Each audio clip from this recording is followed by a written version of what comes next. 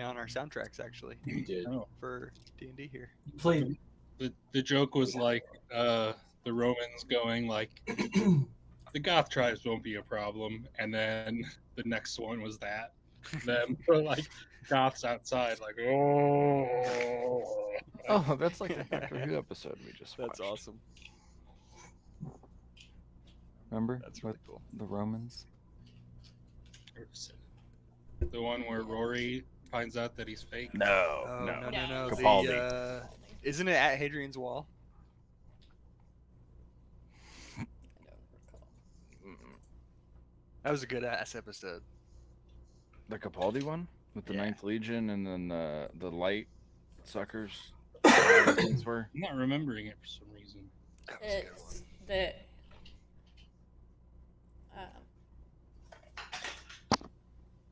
fuck.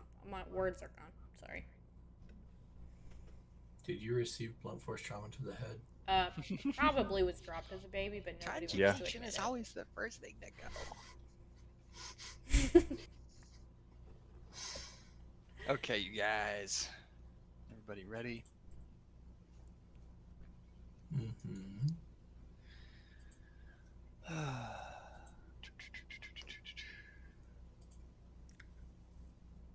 Before Matt gets started, if you haven't already, you guys should go look at Josh's clips on TikTok. I think it's up to 6 clips. Just as a Why should they go do that right now? We're playing D&D. I didn't mean they should do it right now. I just thought I'd bring You it said up. They're before Matt totally gets lit, started. fam. You said before we get started. I meant let me bring this up before we get started. Sure. I don't have a TikTok. You don't have to actually have one. I literally on you. don't even know how to get there, and I don't want to Yeah, know. me neither. And I'm completely happy with it. I don't know how to spell it. Sorry. I'm sure I would love to too, but I'm not going to try. Tell Josh the best of luck playing his little car soccer game, though. While we pretend to be warriors.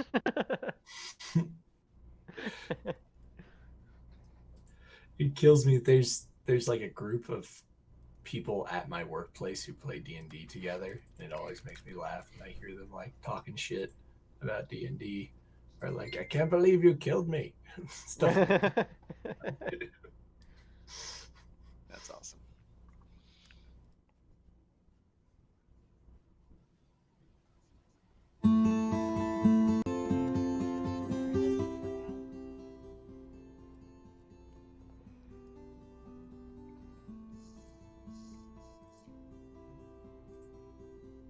When last we gathered, the 5 of you spent the better part of 24 hours resting and recuperating within the now bustling stronghold of Axholm, and amongst the refugees of Phandalin, you found yourselves aiding where you could as they settled into their new temporary abode, and also interacting with and discussing strategies and plans for your next adventure. Professor White Pebble, with Diadra's help, was able to construct a special kind of basket saddle for Kimbo to wear that will help protect him against ranged attacks. And I believe Kimbo crafted some meat hooks to try to help aid in what we all already expected he's going to try to do when you guys once again meet Cryovane. Meanwhile, Carrick made a little bit of gold off of some poor refugee, and Professor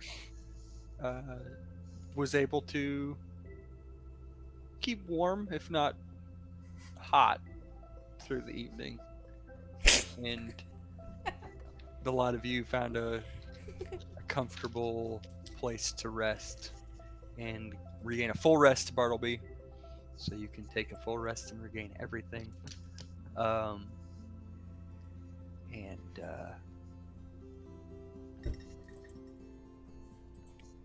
Kimbo made a dwarven friend in the blacksmith. In the smithy. The friend was in the blacksmith. They really, fuck. They really hit it off, but not as much as Kimbo and Kyle. Kimbo and Kyleron. KJ. The commoner, newly poor, was happy to take the opportunity given to him by Kimbo to aid you all on your way out the door, leaving the safe confines on his first adventure, unaware of what it was that you all were getting him into. And we will pick up with you guys making your way out of the gate of Axholm, unless there's anything else you'd like to do or anybody else you'd like to talk to before you leave.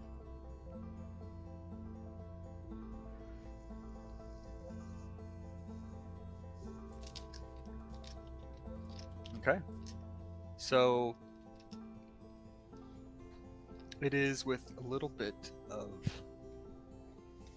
new pep in your step that you set off for the Tribor Trail, heading back out down from the foothills and into the grasslands and across. To the north, you head for the open road, a road that Bartleby has spent a fair amount of time walking up and down in his few years as a traveling musician, and a road that will take you up to the ruins of the town known as Coneyberry that was destroyed years ago by barbarians from the Star Metal Hills to the northeast. And near there is where Bartleby has informed you all that the Shrine of Savras resides, and within it, possibly, the legendary treasure that the citizens of Coneyberry hid there when they were chased from their town and sought to make a final stand in the shrine, in the holy place of the priest seers of Savras, the god of visions, divination, and prophecy.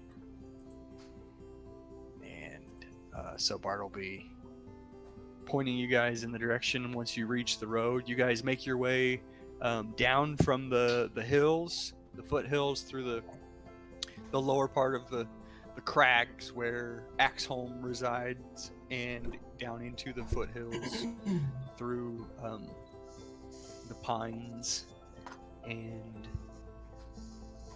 down farther to the grasslands across this area you moved.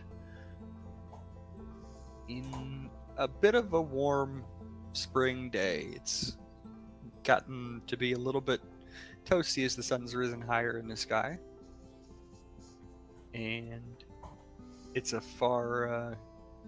it's a harsh contrast between that and the chill cold that you've mostly shaken from your limbs, but some of you felt harsher than others when Cryovane attacked along the pathway up to Axholm just 2 days before. I almost died.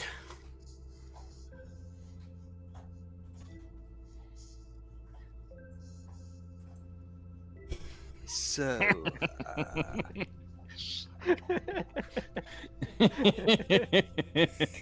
hate him. I'm so glad I took his fucking money.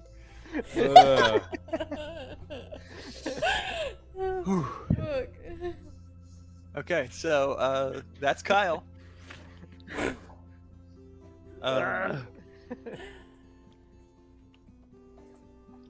So there's quite a bit of walking that you all do as adventurers, then I guess, isn't there?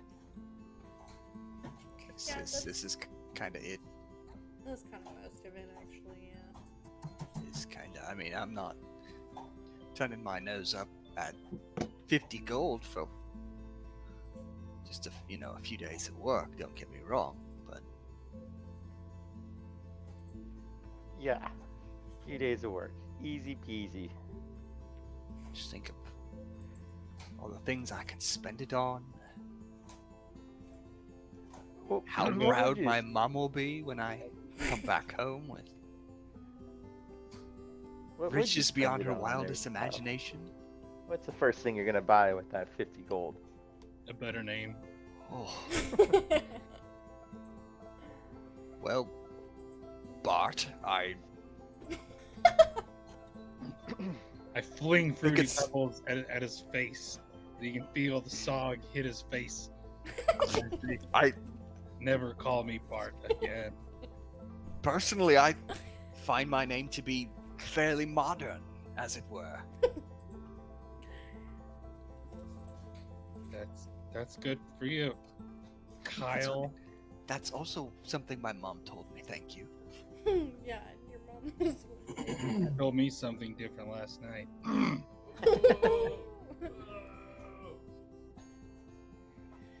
50 gold. This will be worth it. This will be worth it. He doesn't have any armor. He's got a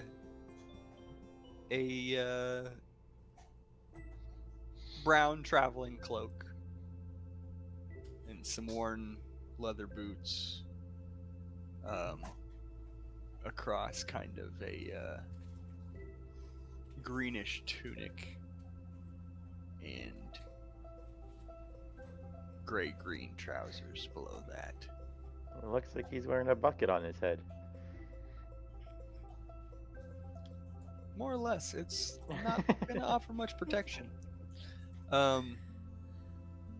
He found a walking stick on the way down from the mountain, and that's all he has. So, where are we going? Yeah, Kimbo, where are we going? I can't pronounce the place. Bartleby, where are we gonna look for that treasure? The old person's treasure. Maybe. Okay, I'll take you. Yeah. Is this So- where are you talking about the dragon's treasure? I wasn't told that much about it, but I know it's south, according to a piece of paper I wrote on a long time ago. Yeah, that's what I said too. So, so that's probably where we should go, and it's a shrine, and I don't know, I can pee on it. I'm looking forward to that. Is that a normal thing you do with shrines? Listen, everybody has their coping mechanisms, Kyle. Just leave me to mine, and I'll leave you to your name. Coping mechanisms, my friend, will get you into trouble. Just ask Carrick here. It hasn't been going so well for me lately. Hey, what's that supposed to mean? I mean that you made me pay for having coping mechanisms is what I mean, Elf. He's talking about his gambling problem. Oh yeah, we're complaining. You see that as a problem? I see it as a opportunity. Look at this Exactly. group of people you're now associated with. You know what they say? A problem is just something really fun in disguise That as is something really fun. That sounds right. That is. I mean, I suppose I haven't heard that many phrases, so. Well, Kyle, you're not really a man of the world like me. That'll That's happen. true. That's true. Hopefully. If you I were, can be you would one know day. about the benefits of peeing on things that aren't yours. I guess I'll have to just follow your lead and pee on things with you. That's why I'm Better be here. careful. You better be careful, or I'll start to like you, and then I'll have to claim you by peeing on you. Let's watch and learn. Kimbo hasn't peed on me at all, and I'm pretty sure I work for him. So Yeah, you work for him, but you haven't been claimed by anybody yet. You know, it actually wasn't really my idea. I got it from another bard that I used to run into at some other taverns. He was really good. I think his name was Artemis Kellieth.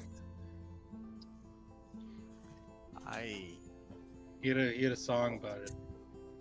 I heard one of his songs one time. It just clicked for me. I went to a tavern that he happened to be playing at once. He tried to like make this song into this long epic that just went on and on and on, and he was Yeah, talking and about he's always in the closets and tavern cupboards closet. and Yeah, he's talking about hiding in the cupboard. It was, it's really strange. I guess, art, right? Exotic. Art. Yeah. Everyone has different kinds of art. Yep. Whatever. Each their own. I'm glad I wasn't the only one that. So anyway, why do you want to be like him again? I just needed a shtick. The other thing was he had this girlfriend there who appeared to be some kind of halfling, and I just had a weird feeling about her. It wasn't just the size difference. Something. Oh my god. Anyway, you guys continue on. You just took it to a level that I wouldn't. That's very rare. You guys continue on down the Tribord Trail. Is there anything else that anybody would like to discuss with each other while you're traveling? Or do? Yeah, what are we talking about? And why am I not getting it? R. Kelly. Never mind. I'm caught up. It might have been before your time too. It was before my time, but I still know about it.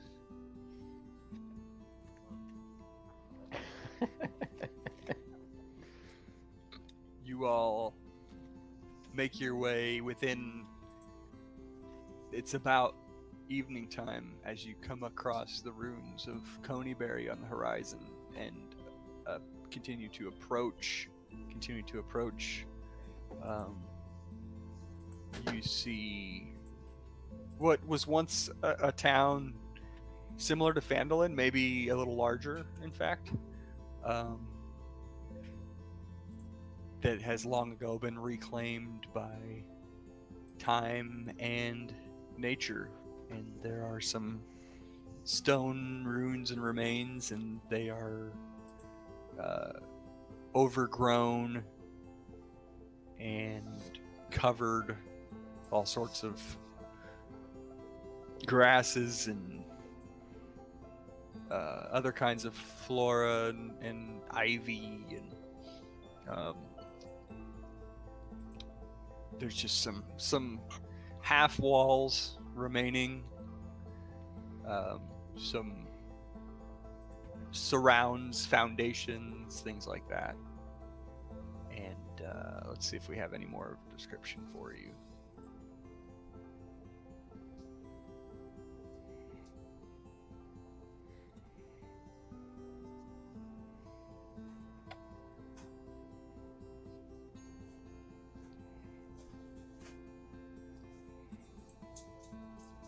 It looks like there's kind of a main street along the Tribor Trail that still runs through the ruins. And Bartleby, you know that to the south, probably the note you wrote down, is where the trail leads from the outskirts of Coneyberry to where the shrine was dedicated to Savras. Can I know approximately how far away from it we are? You haven't been there yourself, but you just remember that it was a couple hours walk from what you've heard. It was not too far at all. Okay. It was kind of just out far enough from the city to be isolated, but not, but still accessible with a little bit of travel. So as you walk through this ruined city, in the setting sun is behind you. You're just casting these long shadows ahead of you into the town. You are suddenly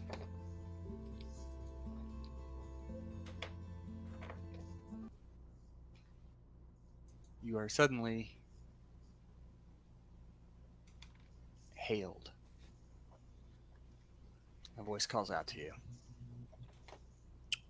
Welcome to our beautiful metropolis, the sprawling town that we, the men who are free, have claimed for ourselves and would be delighted to escort you through for a small fee, of course. And stepping out into the light is a haggard-looking fellow, not altogether more well put together looking than Kyloran, but with what appears to be a sharp sword at his hip and a bit of like a mail shirt. You see reflecting the sunlight back in your direction as he steps out from the the vine covered ruins of a wall here right in the center of town.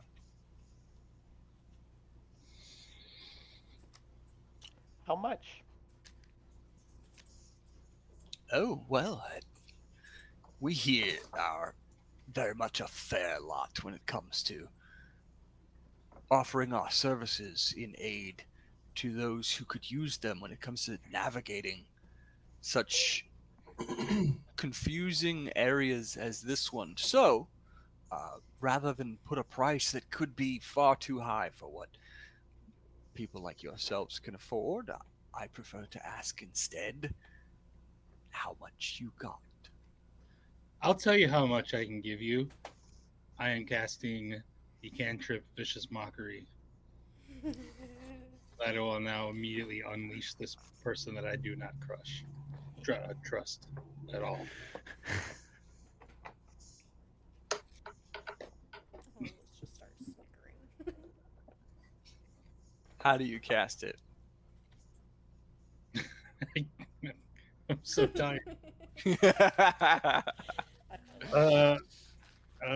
For the sake of the viewers under 18, it sounds something like, "You beep, and then I'll beep. You want to done with that? I'm gonna beep, and you'll never forget beep because beep, you little beep."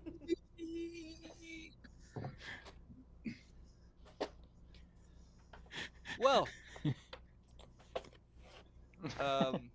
that is a wisdom save, is that correct? Correct.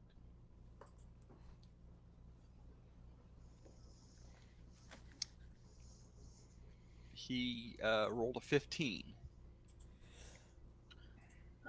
Hold on, let me make my sheet actually work again.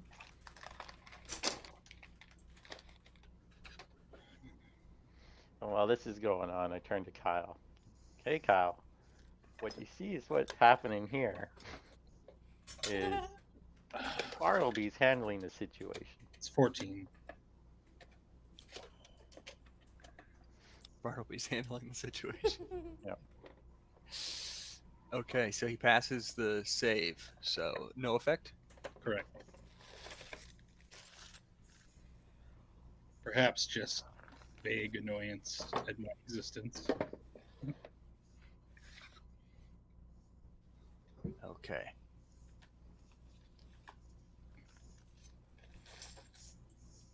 The bandit stands there stunned and kind of lets you finish. Lets you finish. Just waits till you're finished, and after a short pause, that was very rude for someone only trying to help. Boys, and he whistles, and I'm gonna need you guys to roll initiative. Yes. Well, shit. I knew that was going on. Oh, mother. Getting it started. Every Matt, time. by Every the way. fucking time. I always forget. Is mine advantage? Yeah. Who the hell is that? I That just should be found that in that's my Kyle.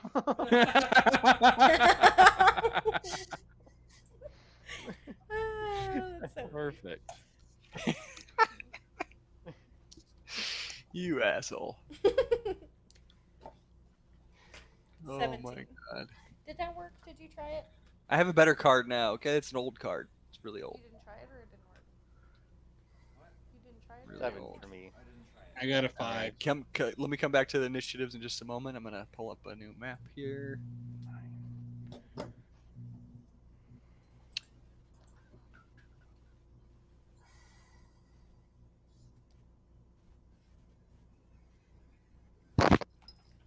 Bruh.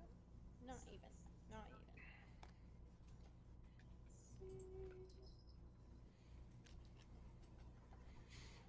Oh, fuck, it's at the bottom.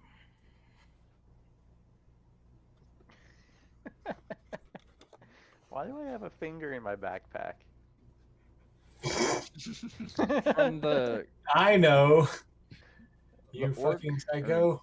Oh, yeah, I remember now. Yeah, I remember. What was it from? The baiting orc person. Cut the orc's finger off. And then added it to his backpack. Put it in my backpack. Wait, which orc was that? I don't remember. The one that stole my ring. Acolyte. Oh, Drowning him in the bathtub? the half orc. Yeah. Yeah. That's right. Yeah, you're a sick fuck. You never know when it's gonna come in handy, you know? Oh, shit. I refuse to acknowledge that pun. Nice try. I just need 4 more and I got the whole set.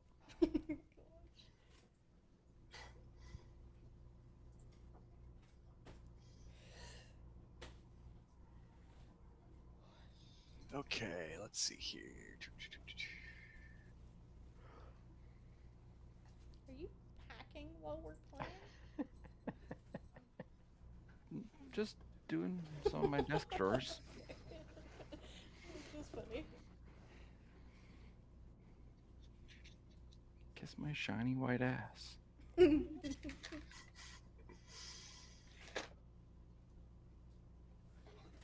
box is probably way too small. Yeah, probably. You could tell me to mute. Fuck.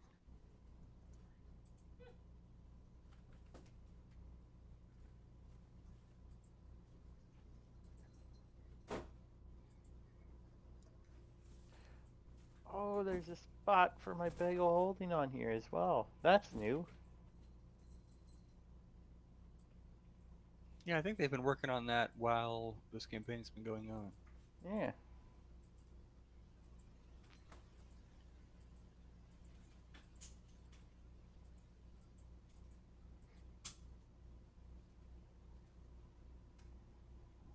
Okay.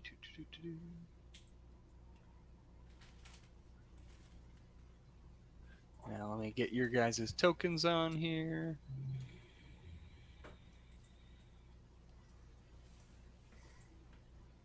I should probably figure out what to do with my little weapon.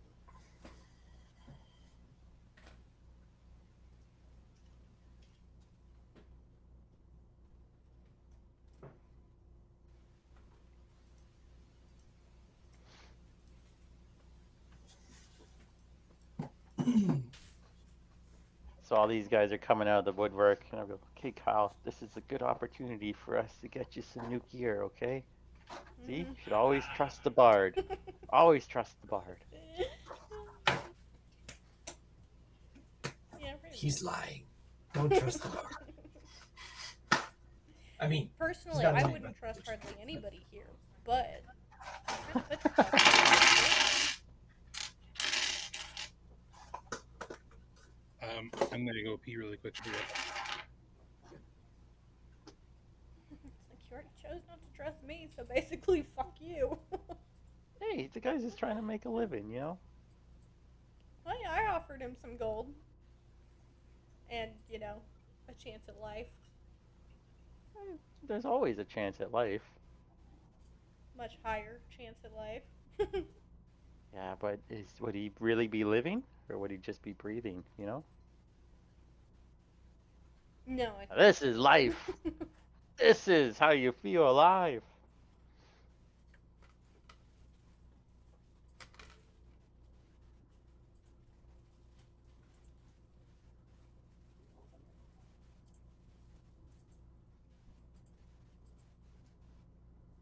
Don't look at me like that,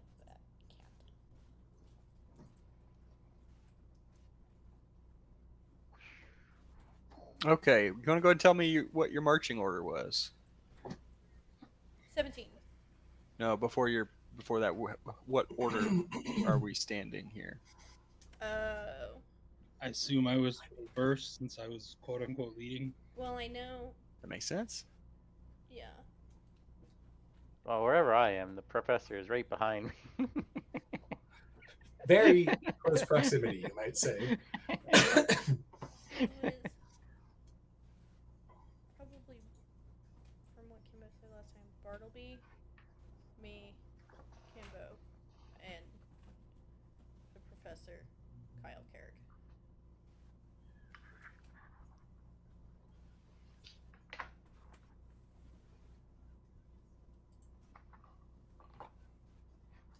I gotta find that commoner token now, specifically. Where'd you find that one, TJ? I will send it to you in Facebook. Oh, it's a.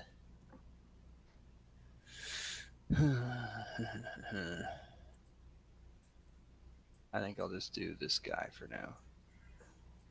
Okay. That's not the right guy. Okay, we all know what he looks like. Theater of Kyle's the a mind, shapeshifter. Matt. Theater of the mind.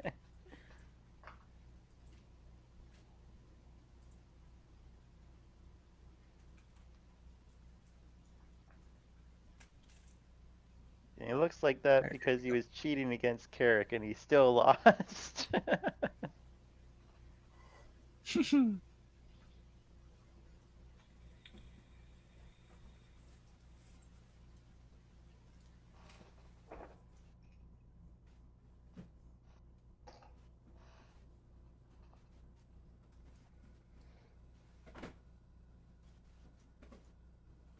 Okay.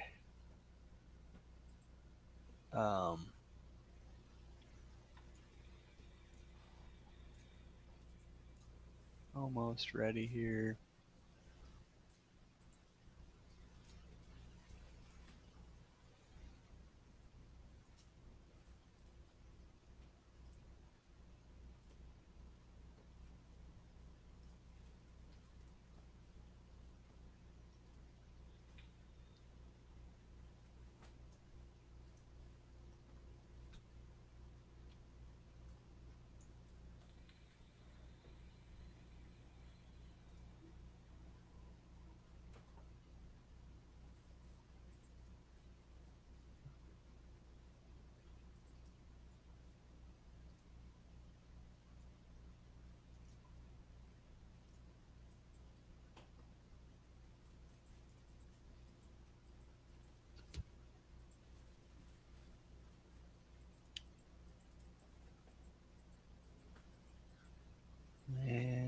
I'll switch you guys over.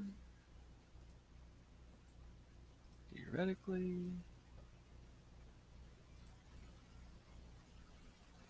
Voila.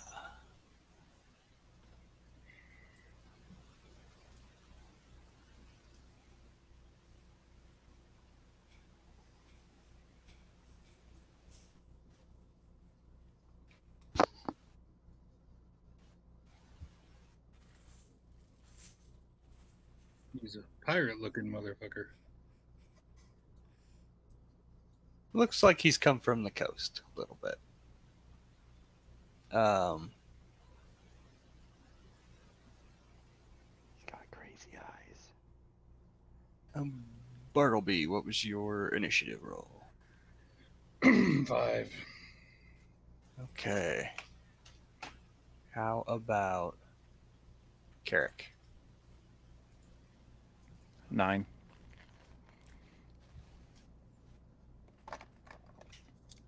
Diadra? 17.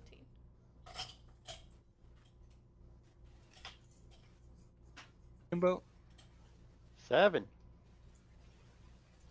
Big numbers. Big numbers, boys. And Professor? 19. There we go. This is backwards. What the hell? Professor's intelligence allowed him to see this coming a mile away, and he's Yeah, already sprung into action.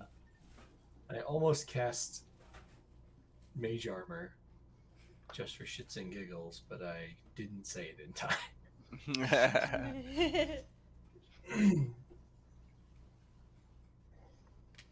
Okay.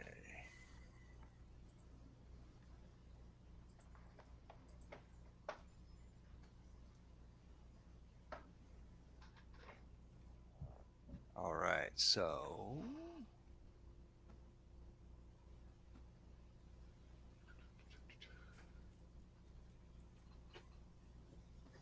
yep.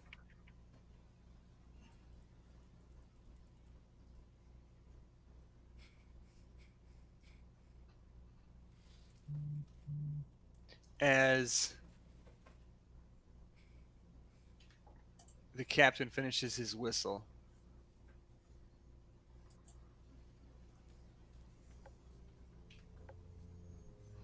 he is going to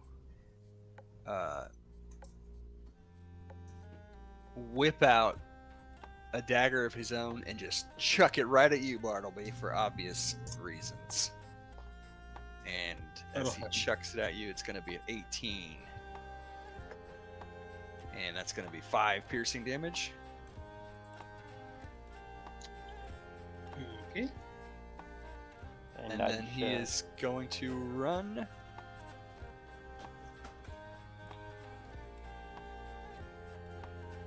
Right at you and whip out his scimitar and swing with that. But that's only a 12. Okay. Is that hit or miss? That misses. Okay, so you're able to deflect the scimitar.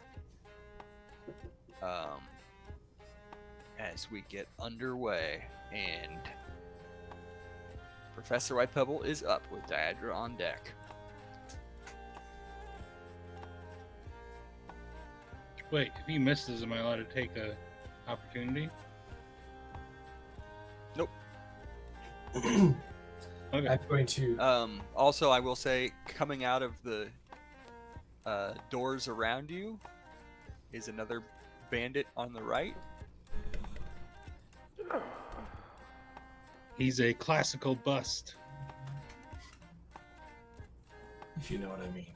A couple more behind you, I do. including one that seems fairly armored like the one up front.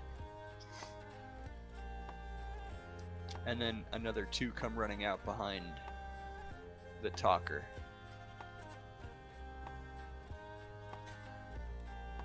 And now you can do whatever you like, Professor. Just wanted to make sure you're aware of that.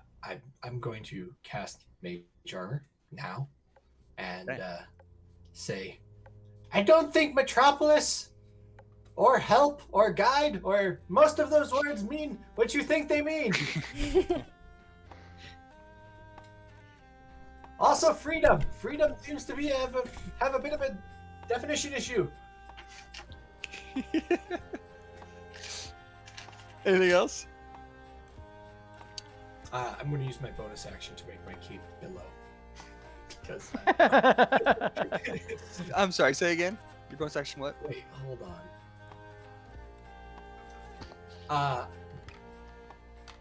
We're not doing the billowing cape yet. We are going to instead wave the staff of bird calls around and make a screeching eagle sound. That's a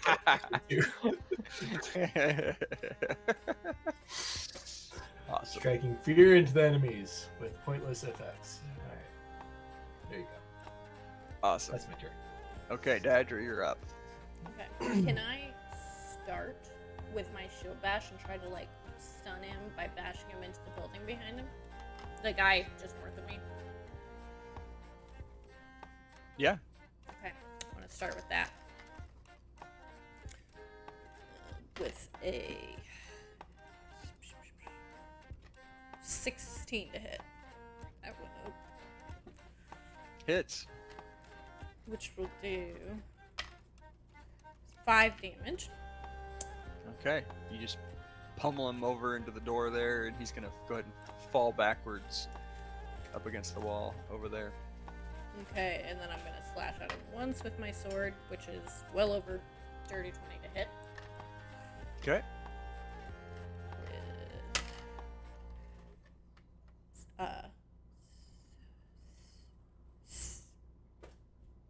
I can't math. 13 damage. Okay. So as he comes running out, he's got kind of a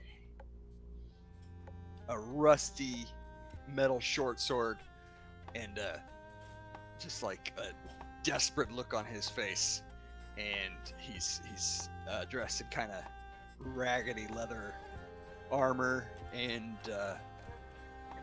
he thinks he's gonna catch you by surprise, and he actually goes to swing at Kyleron, and then just wham, slams him into the back, and the Dragon Slayer blade comes out. And how do you want to do this? Damn.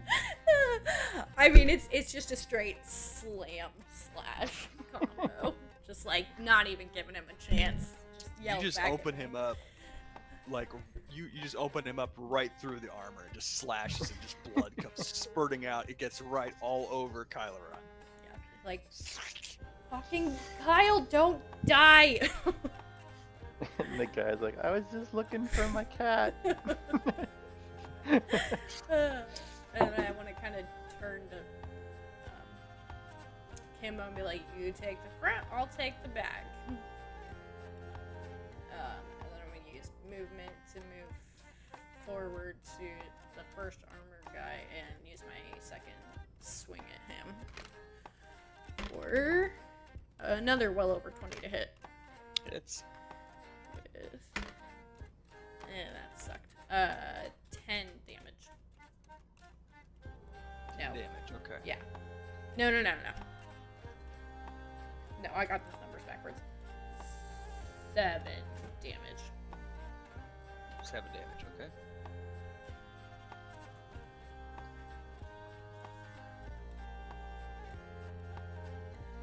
And that's my turn. He seems a little hardier than the first one, and actually has some armor about him and some metal pauldrons and a helmet, and he takes the slice and just grunts back at you for the moment. And the bandit beside him is going to try to take advantage of the opportunity, and he's going to slash out with a curved blade with a jagged edge in your direction, and it just like clang, just bounces right off your shield. And the captain in front of you there is going to then try to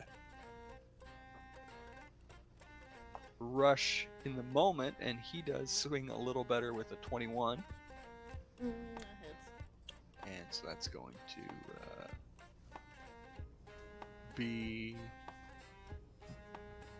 6 slashing damage. And as that one connects, he suddenly out of nowhere just whips out a dagger as well, and he's going to try to stab you with that with a 16. Bitch, that one doesn't hit.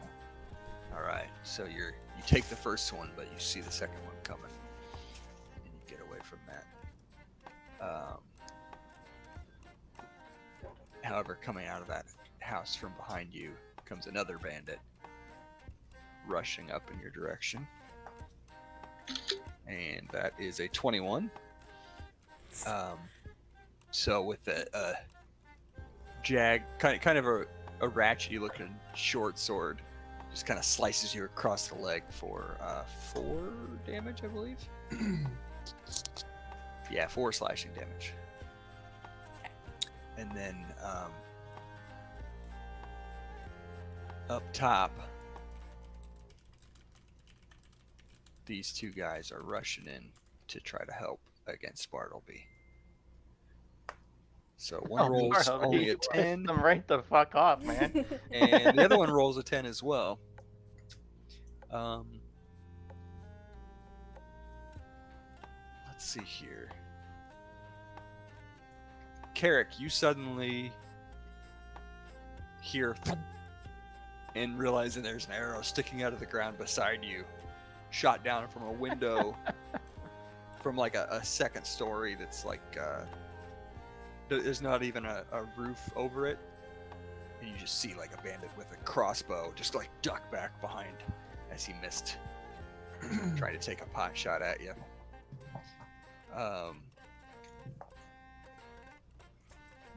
Does a 19 hit Kimbo? Yep. You're not quite so lucky as you catch an arrow slice along your thigh, and that's gonna do 5 piercing damage as you see it come from up ahead, shooting over the shoulder of the bandit captain in front of you, leaning out from what used to be a window in the ruins there.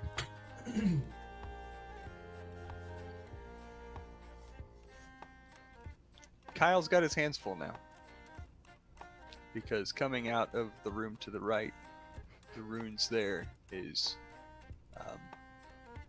another ratchety looking bandit, but one a little better armored as well. And they're gonna swing at Kyle. We could just paid them, man. Kyle is going to take 3 slashing damage. He's dead, right? He's fine. He's still alive. He's looking rough. The other more soldierly looking one with the pirate bandana aura is going to swing at Professor White Pebble, and that's going to be a 24 for Does it hit? 6 slashing damage. It does. And I got dreams of getting that high. also a 16. Fair me too. 16 matches my AC. Okay, so that's going to be 6 more slashing damage. Is He just- the professor Doesn't he in get- half cover though? right Yeah, now? isn't he? Isn't he's in his Yeah. new little Yeah, turret? 16 is my AC and half cover with mage armor on. Oh, okay. Huh? Damn. Sorry, 7 shit, damage on the eh? first and 6 on the second. Yeah. This is fine.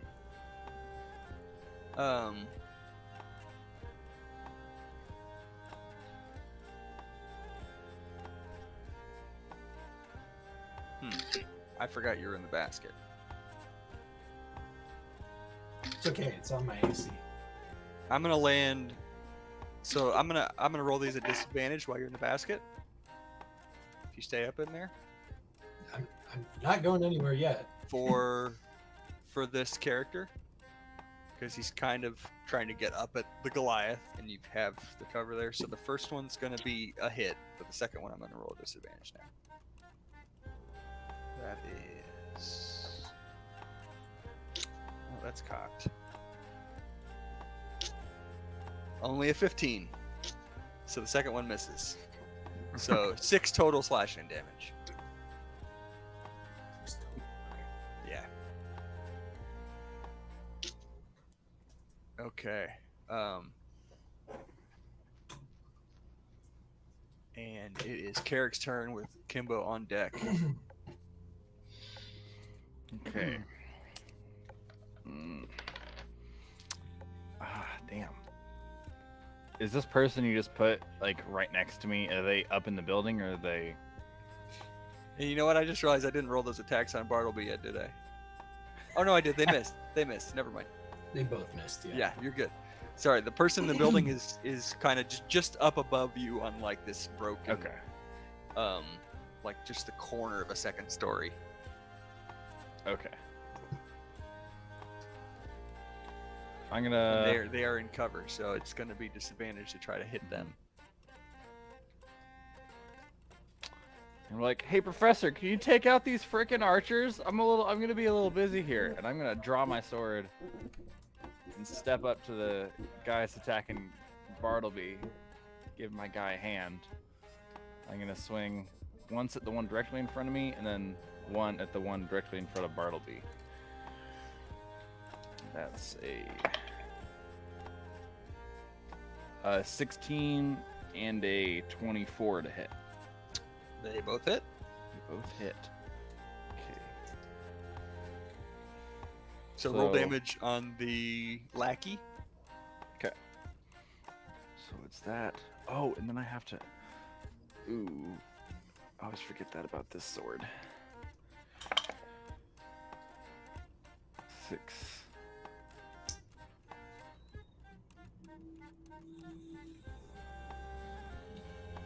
12 damage to him and 1 damage to me. Okay. I forgot that I'm level 6 now, so I have another ability in my sword. Okay, so you want to tell us kind of how Yeah. Bartleby and Kimbo and Professor there perceive what's going on next to you there? Okay, so I step up and draw my sword at the same time, and it starts glowing with like a warm, like orange light, and it like traces itself up my arm and like grabs on, and I make my 2 strikes, and it like grabs on tighter, almost like tendrils going up my arm. Prince Free on this shit. Okay, what the Take your word fuck for is it. wrong with you? That's cool. Yeah. I'm gonna just be like, ugh, it hurts so good. And then the damage on the other one, so I'm gonna use my, whatever it's called. What is that ability called? Planar Warrior on. Okay. You just drop the first one right in front of you where he stands. Okay. And that's going to be 10, 14 force damage to him and 2 to me. Okay. 14 force damage. So you guys just hear Carrick yell that out. Hurts so good, and while that's happening, the young man in front of him is just like clutching at his gushing throat and just falls to his knees and then falls over, and then he unloads on the guy who was very offended by Bartleby. And it is Kimbo's turn with Bartleby on deck. Look at Kyle. I'm like, see? The bard's already got you a knife. And then I will step up into here. And I will hit this orange fella.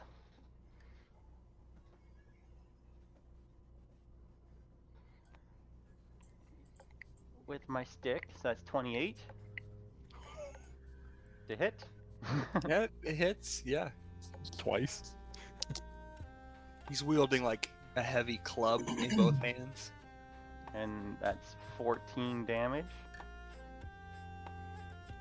As he lifts up his heavy club to try to block, your staff just like bashes right as if it's not even there, and it just like collapses against him, and the blow just obliterates right through him. You see like black across his veins as the necrosis ends his life. Yeah, eat it. And then I'm going to spend a key to do an unarmed, or to do my Fury of Blows to that other guy. And what do we got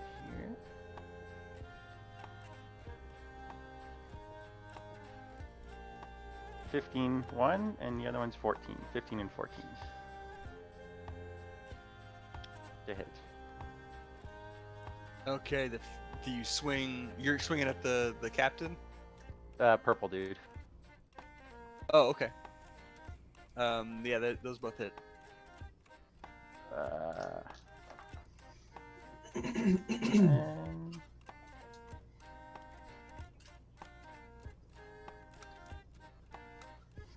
And 18 to that guy. Yeah, your first fist comes flying through, and as you're swinging your second fist, you see that like the light has like already left his eyes, and before he can even collapse, the second blow just sends him falling backwards into the rubble. Then with my other attack, I gotta hit people lots of monks. To the big guy. Oh, that one's not very good. That one's 12. Okay, 12. He's able to deflect it out of the way with his long sword. Does not hit. And Bartleby is up. Man, I hate this guy. I'm gonna use something that I have only used like once. I'm gonna use my poison spell. Okay. Just a Constitution save.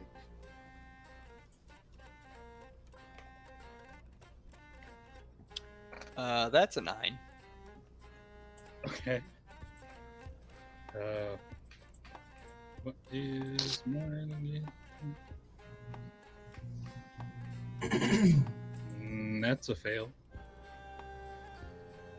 Mm-hmm. I can't find my D10. It's 2 D10s damage. I'll just roll 2 on here. Sure.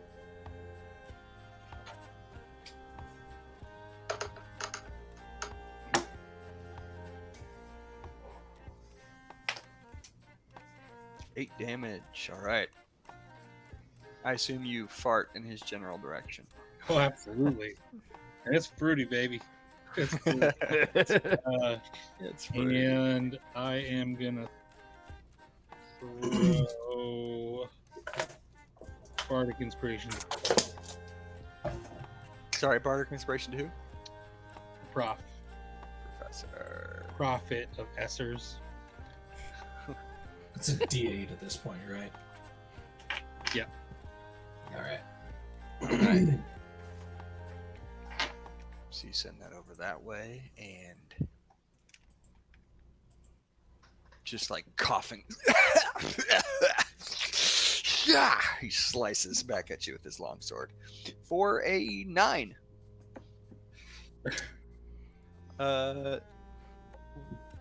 Which I don't think you have much trouble deflecting out of the way. He's gonna swing again though, and this one is gonna be a 21. So he's gonna give you 6 more slashing damage. That doesn't hit. 6? With six more slashing damage, he's just like, "You mistake." And that's all he can come up with in response to your. He's not careful. I'm gonna call him Scouser. even though he's clearly from Manchester. Okay, so it is Professor's turn again with Dadra on deck. There it is. I'm gonna call up a swarm of minute meteors. I'm gonna cast one of them to those two guys on the far right. That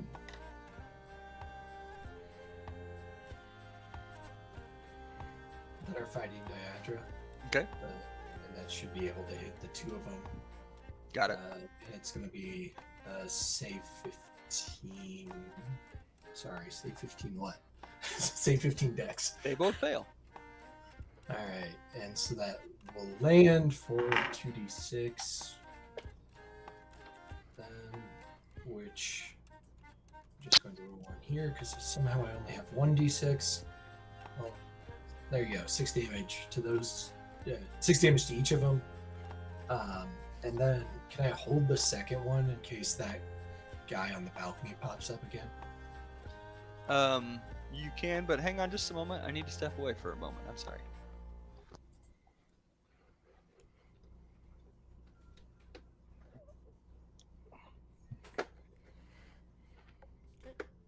His sex Bye. prisoner got out of the cage. I'm streaming. Oh. That just seems like something that would probably be bad to say. His Probably. rhymes with hex. Only if it accidentally got out. I mean, otherwise. I'm just trying to give mods something to do. Then do it on your own channel. I'm still affiliated. Affiliated with what gang? Gang affiliated?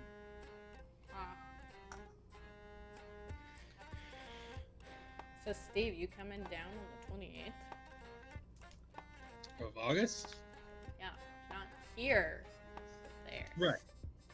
Is that when you're getting there? Yeah, we'll be there the night of the 27th. I have Oliver that weekend. What So if I proud want to see him of too? I just, yeah. It's hard when I drive him from Kalamazoo and then be like, you want to drive to Lafayette and then drive back and then I'll drive you back to Kalamazoo. No, I don't blame you at all. But like, you're going to be back. Yeah.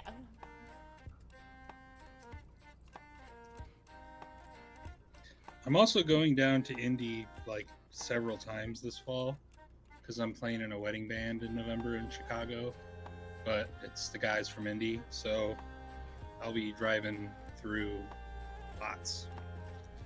Sweet. So I will definitely stop in.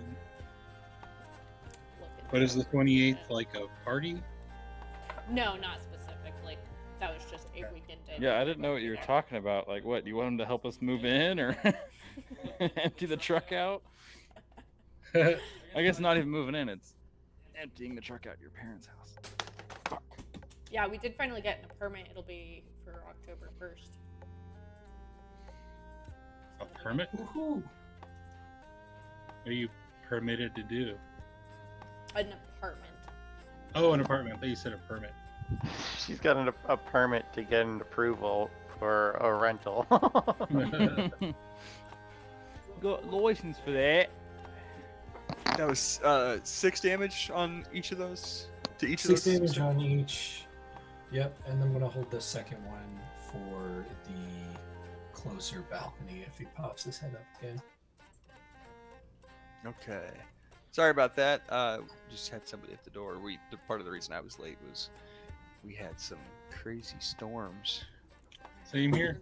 and yeah, we had a branch fall down and pull some wires down in front of our back doors. But thankfully, it's just a whole bunch of coaxial crap, just tons of Comcast crap, not power. There was a big storm a couple days ago in Alberta, and there was like tennis balls falling from the sky. What? Yeah, some people got like a video. They're pulled over on this like the side of the highway, and it's just like poof, poof, poof, smashing their windows up. They're all like, ah, just smashing the shit out of the No car. shit, I want to see that See video. if I can, see if I can find it. Jesus Christ, man. Okay, so we are back at it then. Hey, you're good now, Professor? Anything else? Surrender is still an option. Okay. That's about it. Okay. Great. Diadra, you're up now. Okay. Look back and I'm like, thanks, Professor. And then I just immediately like swing twice at the guy in front of me. With that's a dirty 20 and a nat 20. Ooh. This guy's going fucking down. First one is 15 damage. And then what do I do for the nat 20? Do I do something special? I forget. Double damage? Your damage dice, you get to roll an extra time. Okay.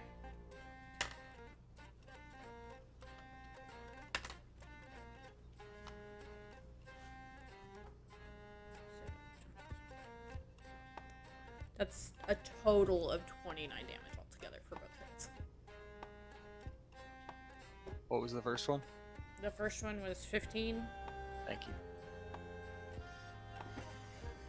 Okay, so you go to swing with the sword and he brings a dagger up deftly to parry, and your blade just slices her right through the dagger, just shinks the metal right off, and then slashes into his arm and just leave him gashed and bloodied pretty quickly there. Anything else on your turn?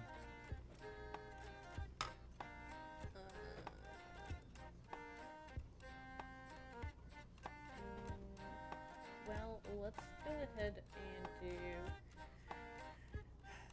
my action surge. Okay. And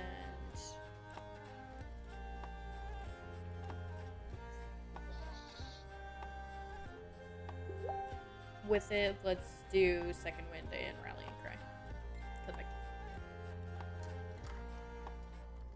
'Cause that's my bonus. So You get another bonus action too? no, For an I action didn't surge? use my bonus action. Sorry, I just meant like that's Oh, what I'm else I sorry. do with my turn. Okay, so how do you rally your party? And just yell and be like, "These guys are nothing. We'll be out of here soon enough." As Kevin's coughing out blood.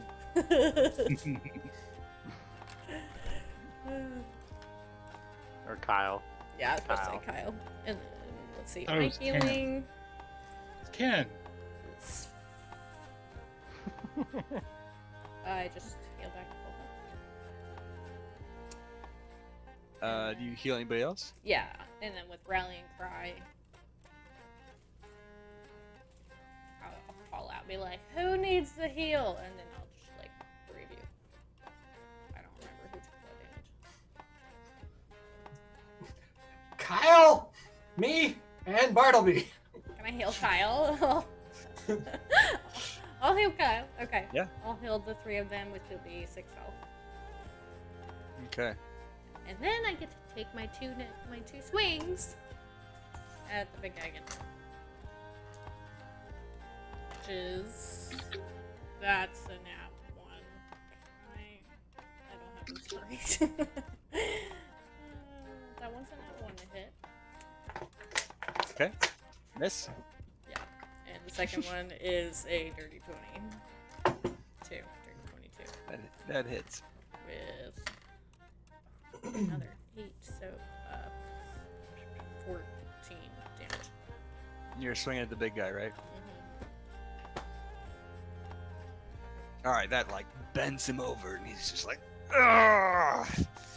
And he's just staggered, barely keeping upright at this point.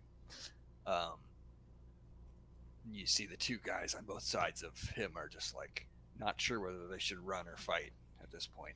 So,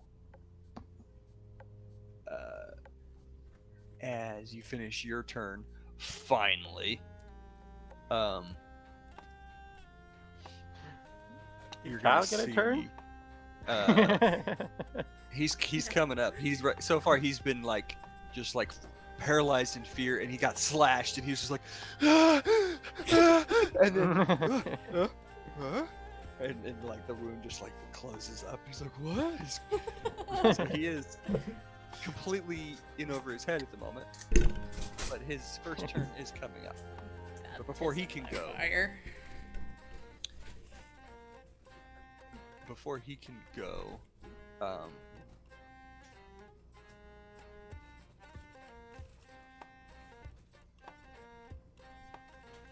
Diadra, they're gonna finally get their wits about him and swing at you from both sides for a 15 Miss.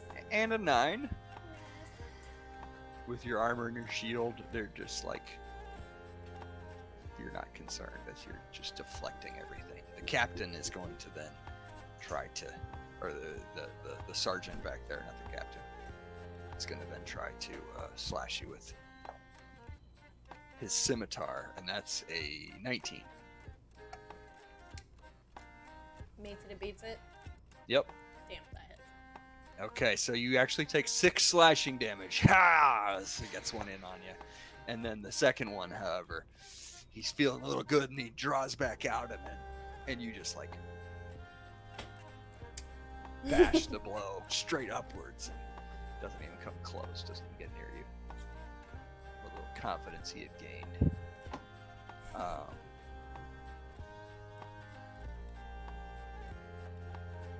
Badger feeling good. This is a good old brawl. You feel a slight wind across your calf, Carrick, as another arrow misses, just stabs into the ground from above, and you just hear "fuck" from the guy up above before he ducks back again. And then The professor held his action, right? Yeah. I Oh, held yeah, a that's meteor true. For the red guy if he popped up. I misunderstood something here. So what was your action on your? You didn't use your action on your turn at all. My action was to cast the spell, and then I Okay. can throw 2 meteors as a bonus action. So I threw one. I was gonna point the Hold other it one if he pops at up. the balcony. I Yes, I that see was now. the idea. Okay. No, the answer can be no. It I can understand. be. It can be, and it might be in the future. But in this scenario, that makes perfect sense. We're rolling with that. So go ahead and whip one up there for the same damage, right? It's a separate roll, so 2d6 rolls 5. Okay, so for 5 damage, And and it's a dex save. Unless he can make a dex 15 save. Yeah. No, he cannot. So he yells, "Fuck!" and then it's like, "Ah!" and he just like falls back into cover again. His shoulders just like smoking, where the meteor just like direct impacts on him. And the other bandit up ahead, out of the lower window, is gonna lean out, and he's gonna try to get a shot on Bartleby this time. Good luck with that. His crossbow shoots out for a 16. And that's gonna be... If that hits? Let me make sure I remember this correctly. A year in. That's my armor class. Okay, so if it meets it, it beats it. Okay, yeah, that's. I just wanted to make sure. Yep. Okay, so that one will just slam into your armor and actually pierce through a little bit into your flank there for 5 piercing damage. Flank, man, that's the best flavorful part. um, Do you mean to eat me? Professor, you're going to get slashed at from the scimitar.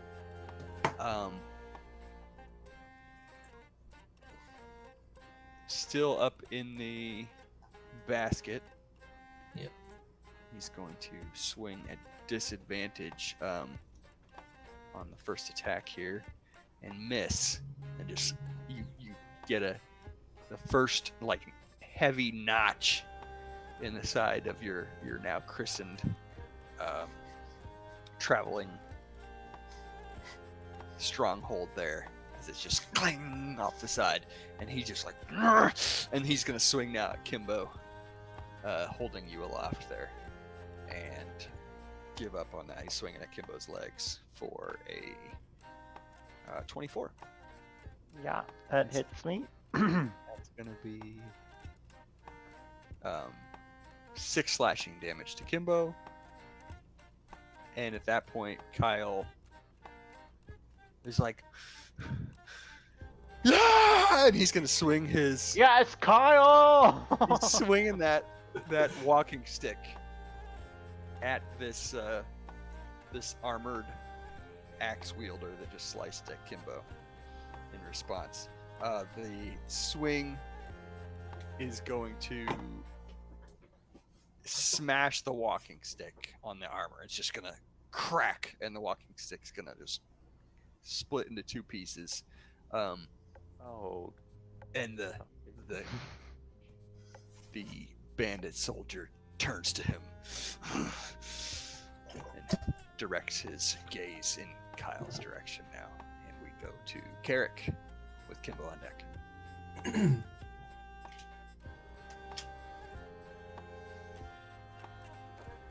You're You're muted, muted.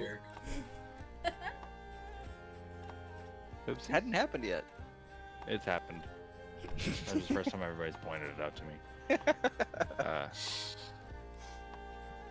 All right. I'm just gonna be like,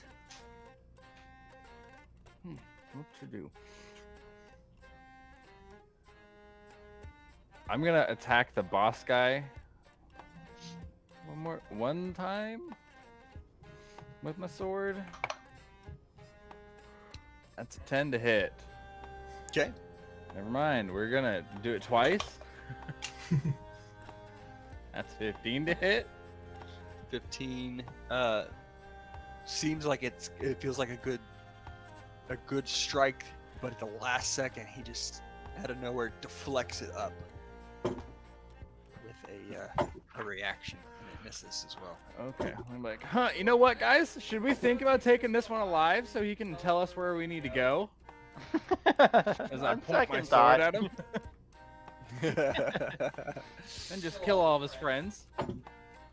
Let him live with that. No. Okay, so it's Kimbo's turn with Bartleby on deck. So purple guy, is he dead too? Purple guy. He looks pretty dead. Yeah, you didn't get the X on your screen, huh? Yeah, that was, okay. He's dead too.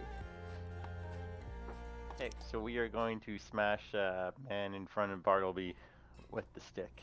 You're talking about the purple guy up to your 1 o'clock? Yeah. Yeah.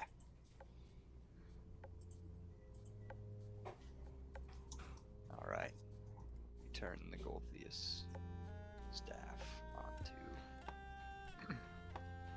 So that was a 15 to hit. That is going to hit. He tries to go deflect with his longsword, but he's just a little too slow, having just deflected Carrick's blade. And so you're able to connect with the staff onto him for how much damage?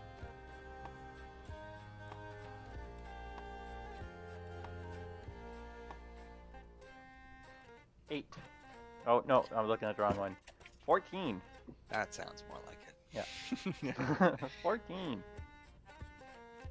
Ugh, so the necrotic begins to like creep out from up his neck. But the necrosis. Then we're going to spend a key point, and we are going to I think I can add something here. So there it is.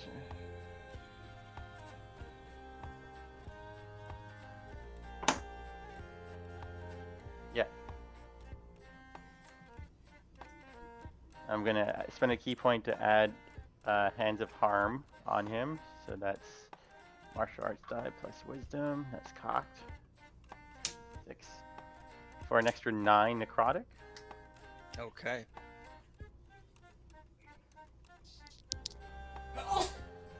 Bless you. Thank you. Anything else, Kimbo? Yeah, we're gonna hit him again if he's still standing. Oh yeah. No, he's still standing.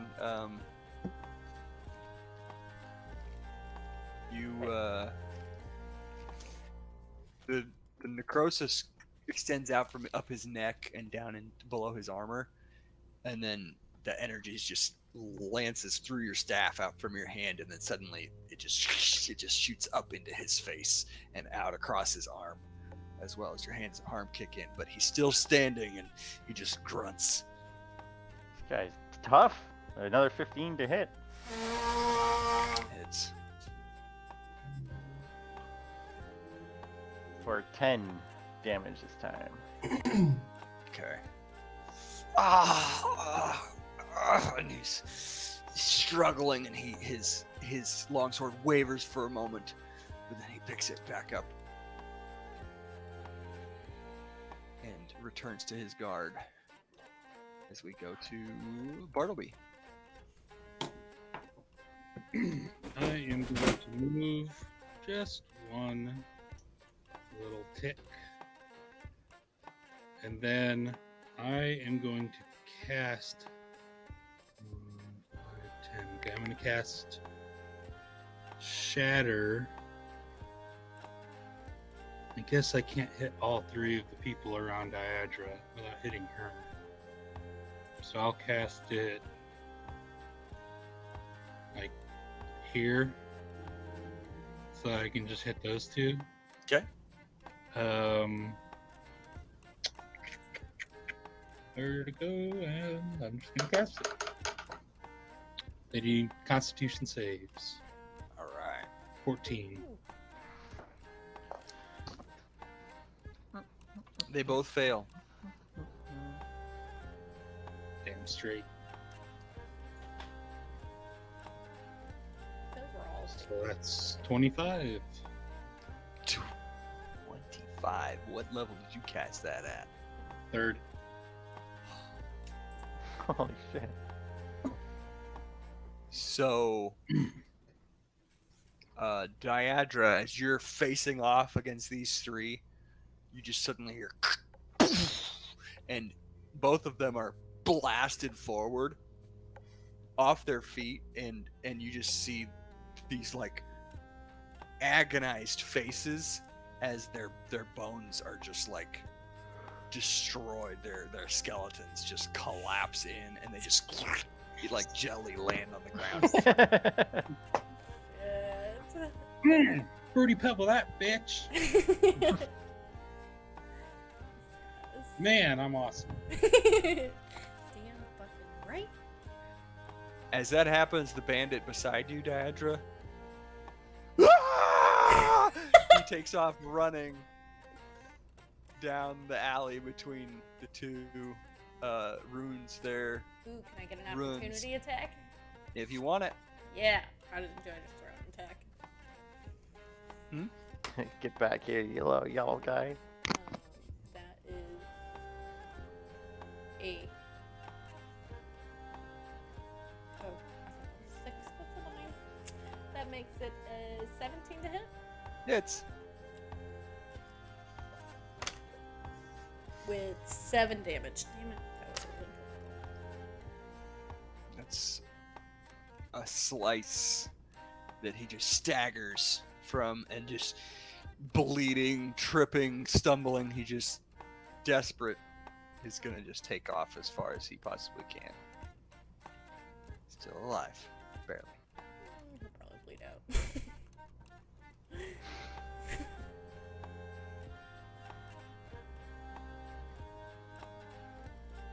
Oh wait. No. And Anything else on your turn, Bartleby? Yeah, I'm gonna throw Bardic Inspiration over to Prof again, since the other two have regular inspiration. Okay. And I that's it. didn't get a chance to use that yet. So. Oh, okay. Then I'll throw it to Diadra. Okay.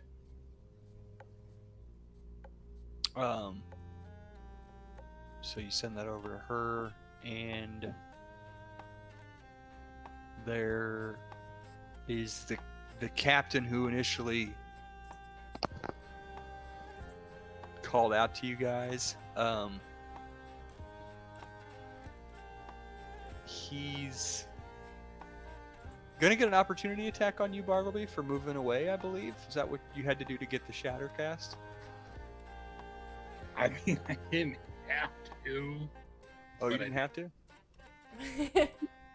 Well, I just wanted, honestly, the main thing is I wanted to not be right next to him anymore. So, and it would put me 5 feet closer to get a clearer shot. So it was like, Okay. why- Okay, so he does get one swing of his scimitar at you then as you do that. But it's only going to be a 13. So he just that's whiffs right. that. I believe the judges from Forged in Fire would think it is not that amazing of a sword. That's why the attacks are not good enough. Not even Damascus, bro. No cool patterns at all. No cool patterns, indeed. In fact, it's a little bit worse for wear. There's some notches in it. It's a sturdy blade, but it could use some time in the Axholm smithy itself. Mhm. I noticed. So as he does that, and he misses that, and then he sees the Goliath beside him, and the elf with his blade pointed forward at him to his right, and the bodies of his men lying beside him, and then off to the left, and then he heard the boom and saw one of his right hand man, his sergeant, just annihilated by the bard's magic ahead of him. He's just going to try to put his sword up and try to step back and step away slowly. Opportunity attack! You guys can take him if you want to. And he is gonna say something though as he does this. He's going to just say, "Well, it sounds to me like you all know your way around fairly well so far." 21 to hit! That hits. Max damage! 13. Clonk.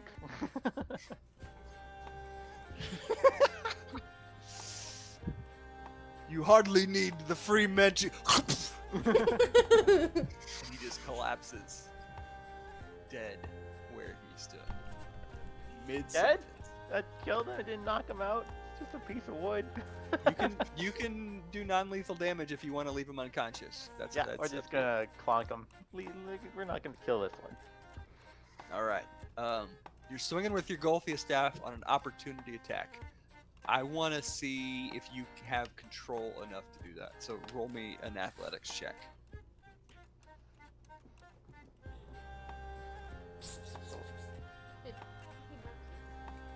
I thought that was a 1 for a second. I was like, uh-oh. It was a 7. So that's 13. Okay. He slumps and appears to have at least lost consciousness. But the X disappears off of the battle map. So. And it is Professor's turn.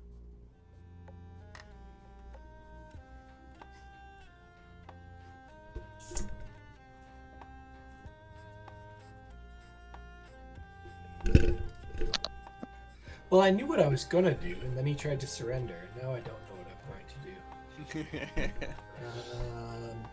It's gonna be cool too. Fuck it. So I'm gonna misty step up onto the balcony right behind the archer that I blasted last time, and then I'm going to ready. Well, I'm gonna prepare, not actually ready. It's still my turn. Firebolt and say, "You surrender too, right?"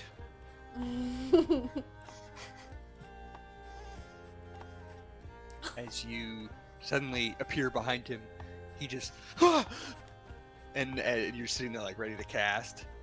And as he hears you say that, he just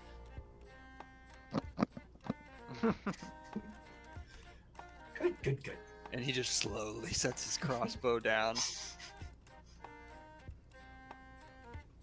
And then his reaches it in and like sets a dagger. So he pulls a dagger out and sets that down as well. And anything else in your turn? That's it, right? I'm just gonna say, like, tell your friend in the other balcony to surrender too. And that's it. Okay.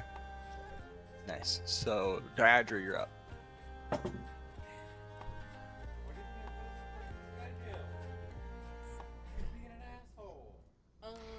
What is Carrick saying? We're kind of just being fucking weird. He's being a fucking asshole. I had him up in Sky Jail for a reason. I saw that. Dumbass. What do we got here? The freaking Lion King going on over there? It's something Josh used to do when Yeah. Con was younger, so now we all do it.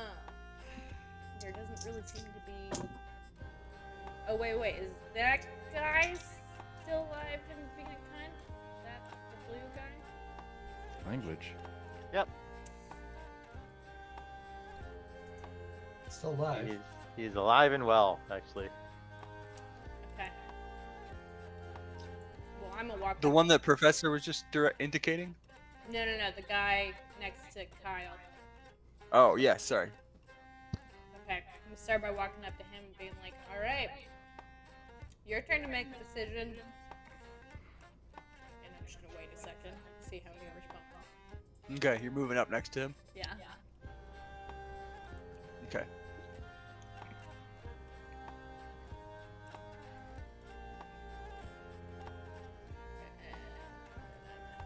I'm gonna just try to shield bash him, I guess, first off. Wait, you're gonna wait for him to respond, or you're gonna Yeah, shield bash? no, I'm gonna wait for him to respond. I didn't know if you were gonna do anything for a second, so. I'm not gonna do anything mid-turn. I'm gonna wait for you to finish your turn for him to respond. Can I hold my action then? For if Of course. he starts swinging? Alright, I'll hold both my action and my bonus action. I don't think it works that way. Yeah. Okay, I'm just gonna hold my action. I could be wrong, actually. That's why I phrased it did- that way in particular. Just go check after we asked this earlier. You can ready an action. Only an thank you. action. And it counts as concentration if the thing you ready does a spell. Alright, and I'm Good to done. know. I didn't know that. Thank you, Professor. Inspiration to Professor Whitehubble, please. I'm not sure why I told you that. What person most likely to suffer from that? Maybe Bartleby. Maybe Carrick. Probably you.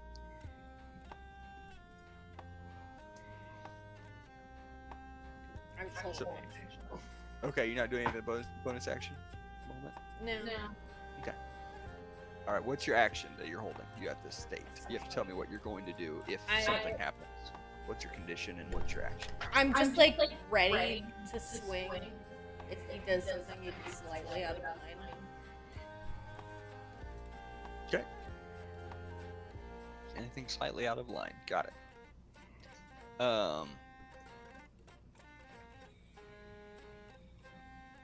As you ready the blade, he's not even facing you, and you just kind of see from behind his shoulders just kind of slump, and the axe drops to the ground, and he lets go of it as it clatters down, and he just kneels down onto one and then both knees, brings his hands up behind in front of you. Opportunity attack, Kyle. I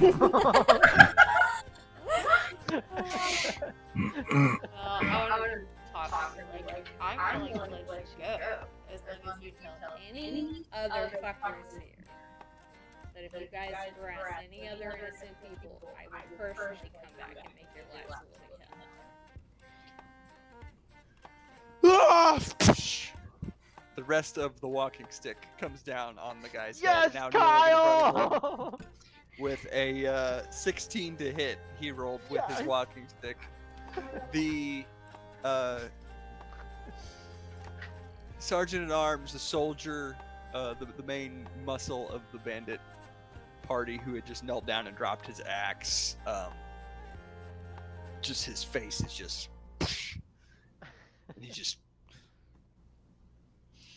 and he spits blood at Kyle's feet, but doesn't do anything. He stays down. So proud of Kyle. Look at this guy stepping up. I knew he was a good fit for our little group. That was unnecessary. Yeah, well, I don't control the fucker. Well, I think it's only fair. You hit him.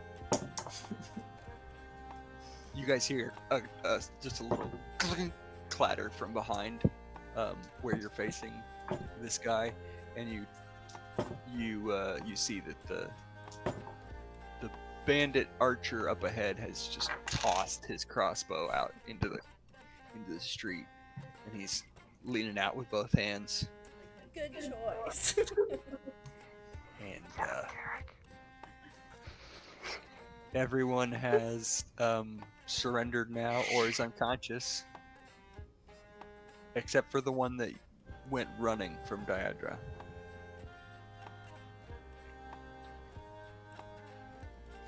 Someone want to check that guy's not getting reinforcements? I'm on it. So make this guy check. Like, okay.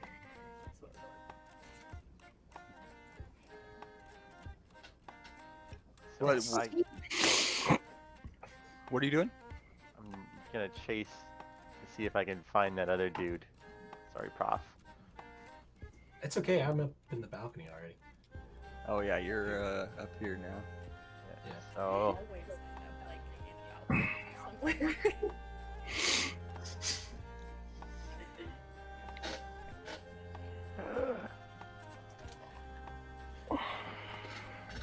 yeah, my guy disappeared. I'm off the map. Okay. You're going to get out into that alley. Yeah, And I think you it's 30 feet from this little spot I was on. You see down the alley there seems to be another opening up, but you don't see any sight of him. You just see the blood trail where he was slashed a little bit, heading off into the vines and the grasses back there. Over the stone rubble. Oh. Bonus action dash. All right. Do you want to go to the left or to the right? Can I see where the blood trail heads? Go ahead and roll for me a perception check. But at disadvantage because you are dashing.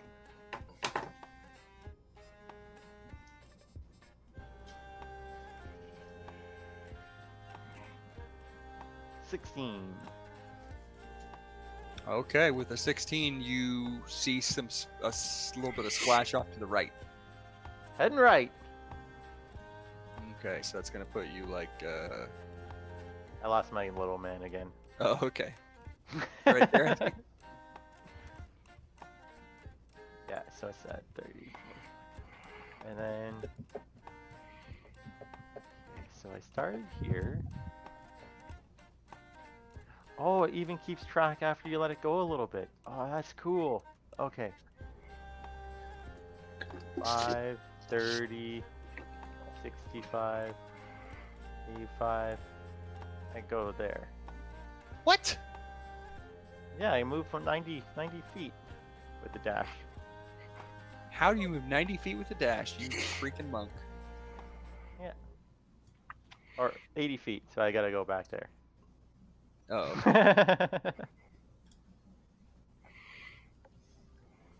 um,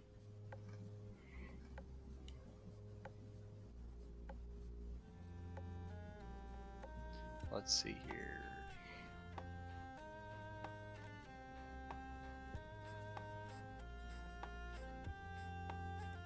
As you round that corner, you then see the figure up ahead, running down between the alleys, or what once were alleys, and he's just limping, struggling to try to get away. Anybody else want to do anything right now? I'd like to make an intimidation check on the guy that I was in the balcony with me and ask him, "Are there any more of you hidden in this town?" Okay, go ahead and roll intimidation. With advantage because I got a stupid helmet. Okay, so you're using the helmet. Yeah, we're using Yeah. the helmet. The red eyes flash. Yeah. What's the cloak There you go. doing? It's billowing. You know it's billowing. So that's a 19. Oh, Professor White Pebble. Where are they? And with a 19, he's like, You've killed pretty much everyone. Pretty much. He pees a little bit and then says, I mean, except for me. There's nobody else, man. I'm gonna say, he says there's nobody else.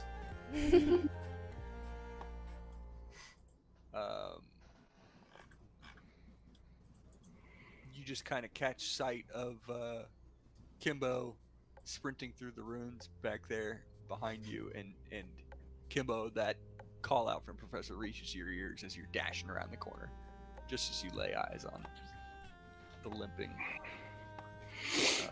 bandit. You hear Professor's call out. Carrick, did you want to do anything else? Nah. Just gonna put Okay. my sword back. And when I put it back in the sheath, all the magic that was wrapped around my arm will go back down, back into the sword. I was like, ugh, that was new. Please take inspiration for role playing that. That was Woo! super cool. Again. I already had it. Dang it. Oh, okay. Sorry. Bartleby, did you want to do anything? Not particularly. Okay. All right. We've got Kyle along. Maybe we should take these guys with us. You're looking for bait, Kimbo. Oh, but Kimbo's not here. Never mind. We were talking about building an army to fight the dragon. I mean, building an army to fight that one thing. Go looking for treasure.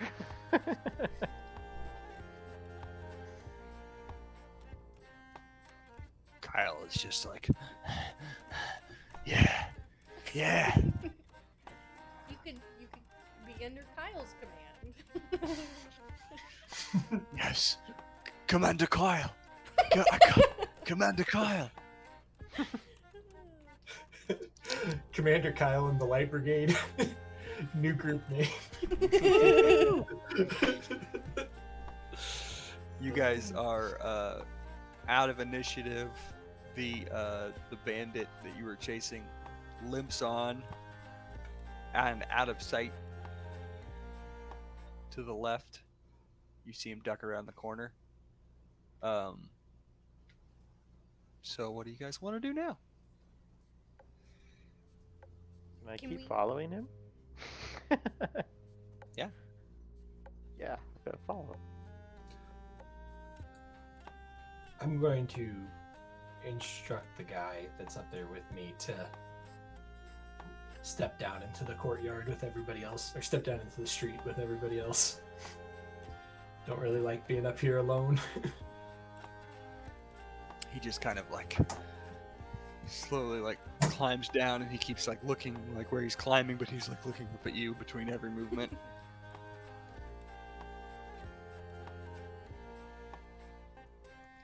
Can I request a short break momentarily? Yeah, is there anything else you guys want to do to interact right now, or do you just want to come back after a break? I'm gonna bonk him.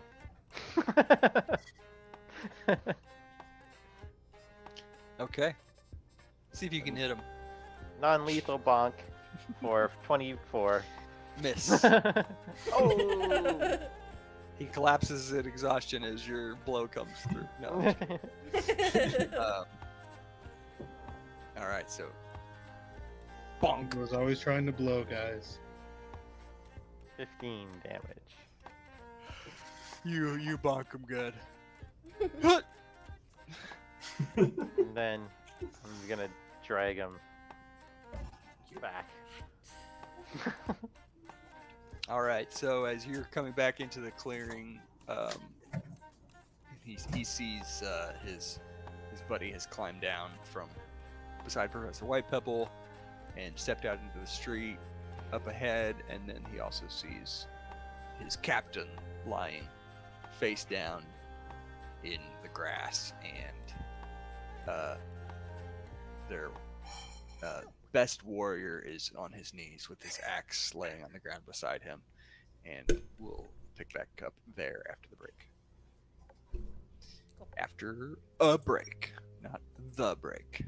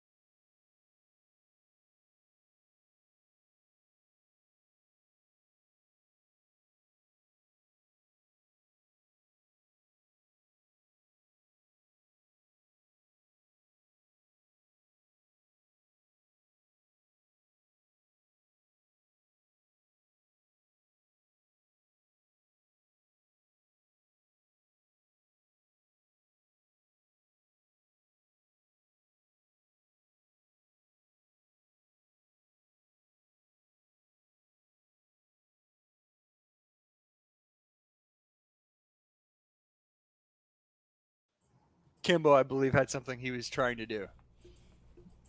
I was just piling people around the well. So we know which ones are alive and which ones aren't. I told the water supply. Yeah. I told Kyle there to pick himself something nice out of the bodies that are on the floor. Get yourself some armor. Grab yourself a weapon. Heck, even if these guys have money in their pocket, you deserve it, buddy.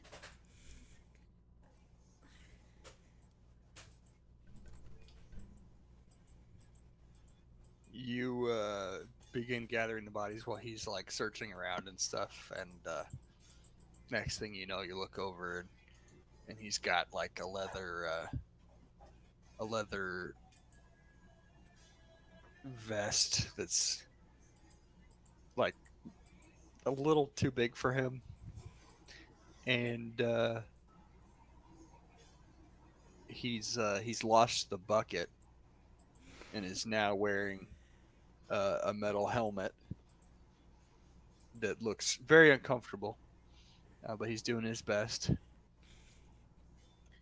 And he's picked up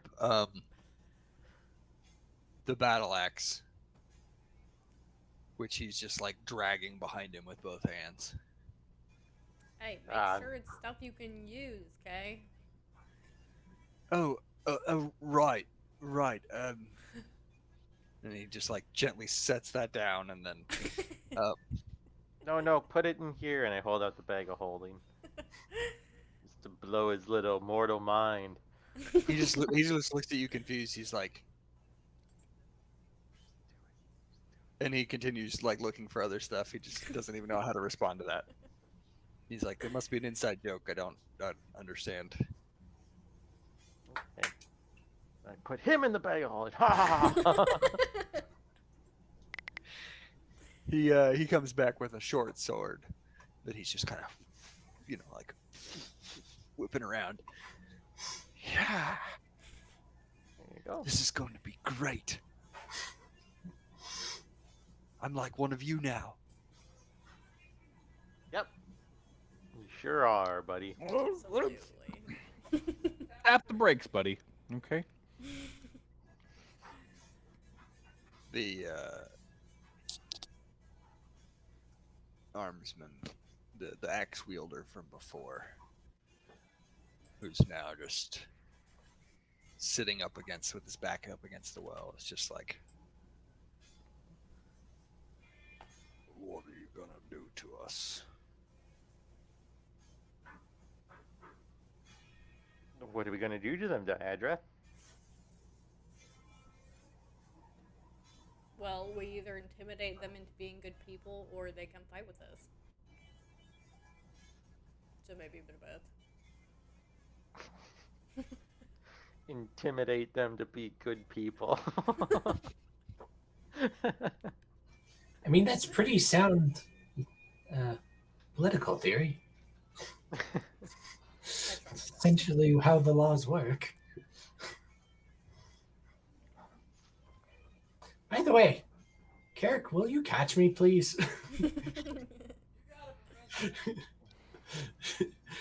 Okay, I'm going to jump down into Carrick's arms. You can Misty step, but you choose to jump. Dude, I love burned it. 6 levels of spell slots already. When do you think the next time we're going to get a fucking long rest is?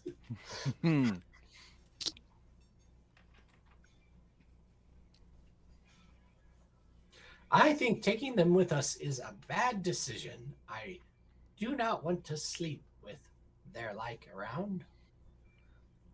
I'm with the professor here. I feel like we've sort of taught them a lesson, There's always a bigger fish, always a better fighter, always a cooler set of people.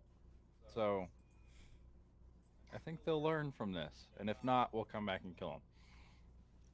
Fair enough. Sorry, I mean, teach them another lesson. I think this is probably their last opportunity to learn the lesson. Yeah, but they don't need to know that. I think it might be a more effective lesson if they did. Oh yeah, maybe. I'm not gonna tell him no. Should we ask them about the hidden treasure in this little town? If they know anything about it? They were gonna offer us directions for some money. That's true. Should we though? Because if they don't know about it, then we would alert Oh. them to it. We're gonna be killing them anyways, so. We didn't really need directions in the first place. I feel Yeah. like he also sold you on that while he was trying to kill us, but we were already going there. Does anyone know why the town is in ruins? I feel like it did not used to be in ruins based on the stories we've heard. Something tells me it has to do with the marauders that try to fight everyone that passes. That could do it No, for sure. what was it? Wasn't it Back in the Goliaths? 2022? The barbarians that ran through this place? Is this that place? Do a Am I history check. confused? I mean, we might as well explore, try to loot some things on our way. Can I do a history check? What was it you want to know the history check? Just like of the town. Uh, Like why it's in the state it's in. yeah, go ahead. How would you? It's a really low roll. And I still have +4. It's a 6. Okay, with a 6, you just remember hearing about some sort of terrible catastrophe that annihilated this town before you were born. I feel like I remember hearing something about something really bad happening here, but it was really long time ago. Before me. Anybody else remember? Is this the place that everybody was saying was like ran over by like barbarians? Are we here? Because I think we know what happened here. The smithy told us about it. Didn't we? I was under the impression that the town had been rebuilt, because otherwise I don't understand why people have wound up at the ruins. But okay, I guess I'm just confused. Anybody else want to roll history? Yes, I because do I'm like because legitimately confused. Bartleby, you roll with advantage because of your experience in this region. that's why I wanted it. Carrick can as well. Kimbo, you'd be with disadvantage just because you haven't been around these parts as long. Carrick didn't need to. It's fine. Carrick rolled a 4. I rolled a 23 and a 19. Wow. Nice. Yeah, I used up my good rolls already. Okay, Bartleby. Kimbo, you remember from Bartleby telling you that He remembers more than me from me telling him. We had Also a big checks night out. that one night there, buddy. you forgot parts of that night and also parts of the stories that you had told that night as well. But in general, you remember hearing the tales of the just fearsome, ruthless barbarian tribes from the Star Metal Hills, farther to the north and the east, who still reside out there in the wilderness, from what you know. And the last time they clashed with civilization was a statement on their part when they overran the fledgling civilization extending out into the Tribor Trail and along the Tribor Trail, the town of Coneyberry, which they ransacked and looted and chased the people away. The legend has it that the people actually saw it coming due to the priests of Savras that they worshipped. And They're so the ones with the money. So the town gathered all of their money and all of their possessions, all their gold, and fled to the shrine to try to avoid annihilation. But unfortunately, in a bloodbath, the barbarians followed them there to the shrine and slew all of the townspeople. But the gold that they apparently combined together was never fun.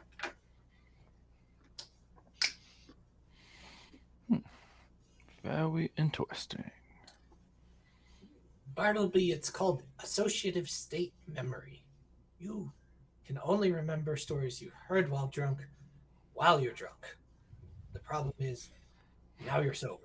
So Sorry, buddy. it's understandable. Yeah, well, I don't want to talk about that right now because I'm pretty grumpy. Obvious reasons. I bet you there's some alcohol around here.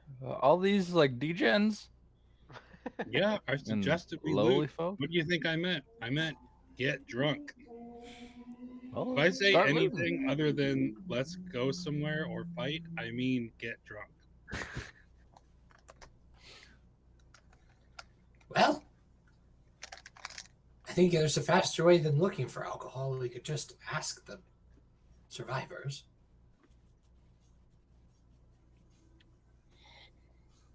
Yeah, what state are we in right now with now that we've beaten these guys? Like, do we have free reign to move around, or like, are we like But we're not an initiative anymore. right? But like, Yes, you can. like, can we hang around, or like, should we be leaving? Because I don't remember another time in the game where we've like beat people, and then we were just kind of like, okay, well, the fight's over, and like either like they weren't all dead. You want to make them all dead? Not really. I'm just not sure what the protocol is here. Like when you get in a fight with another group of people and you win, but like there's still people there, and like are they just gonna like go like, all right, well, do what you want now?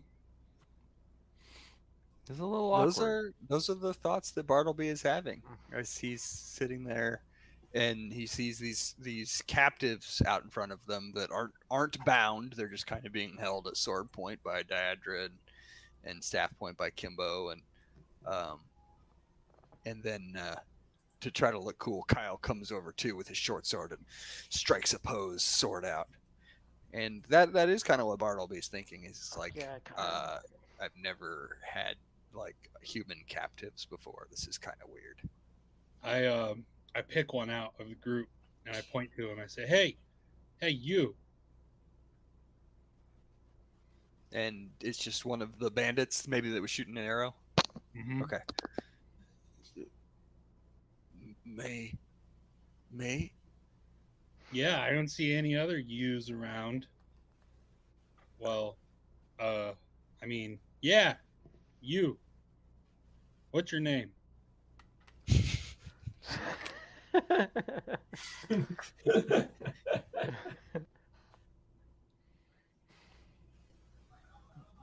Joan.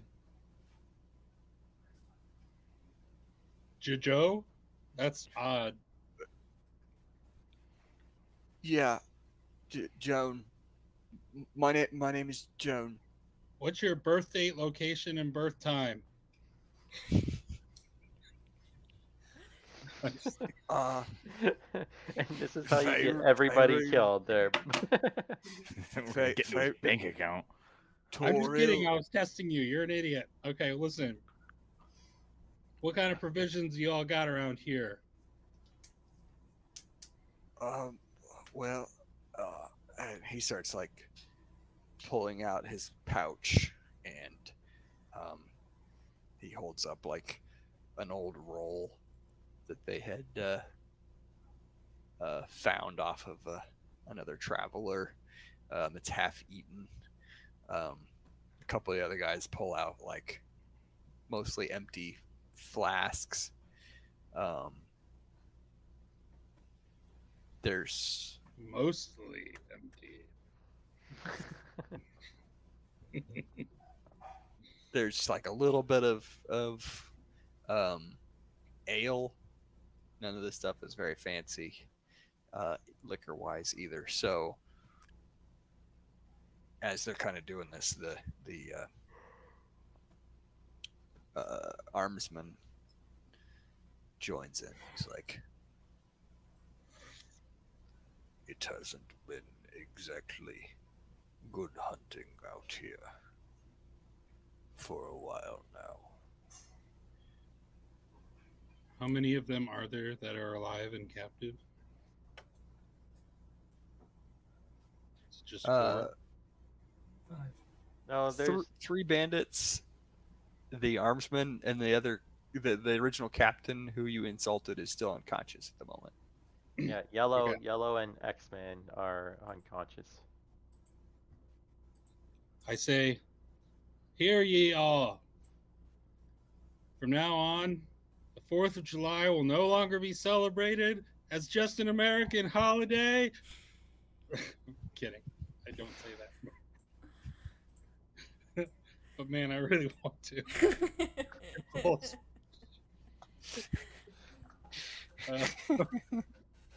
Never. Say,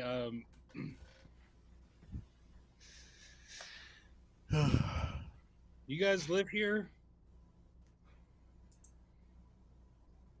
We live pretty much wherever we think we can find work. Work. Okay. Well, so you don't have liquor. You don't seem to have food. How did you come to be here? How long have you been here? The other bandit kind of that you originally addressed kind of joins back in the conversation with, actually, I was kind of thinking that maybe the prospects in Neverwinter doing honest work might be worth considering. Then the armorsman rejoins and says, "You wouldn't have lasted more than a day, 2 max, doing honest work." And then he looks up at you. "The travelers on the trail have been few and far between since the dragon. We are low on supplies, and even lower on prospects." I turn to the rest of the group and I try to gesture to have a huddle. Yes.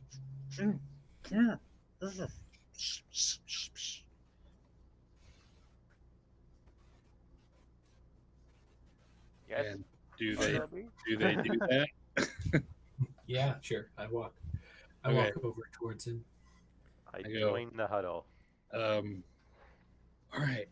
First of all, these guys are morons. That's good. We beat them. That's also good. They don't really live here or anything, and they said they go where the work is.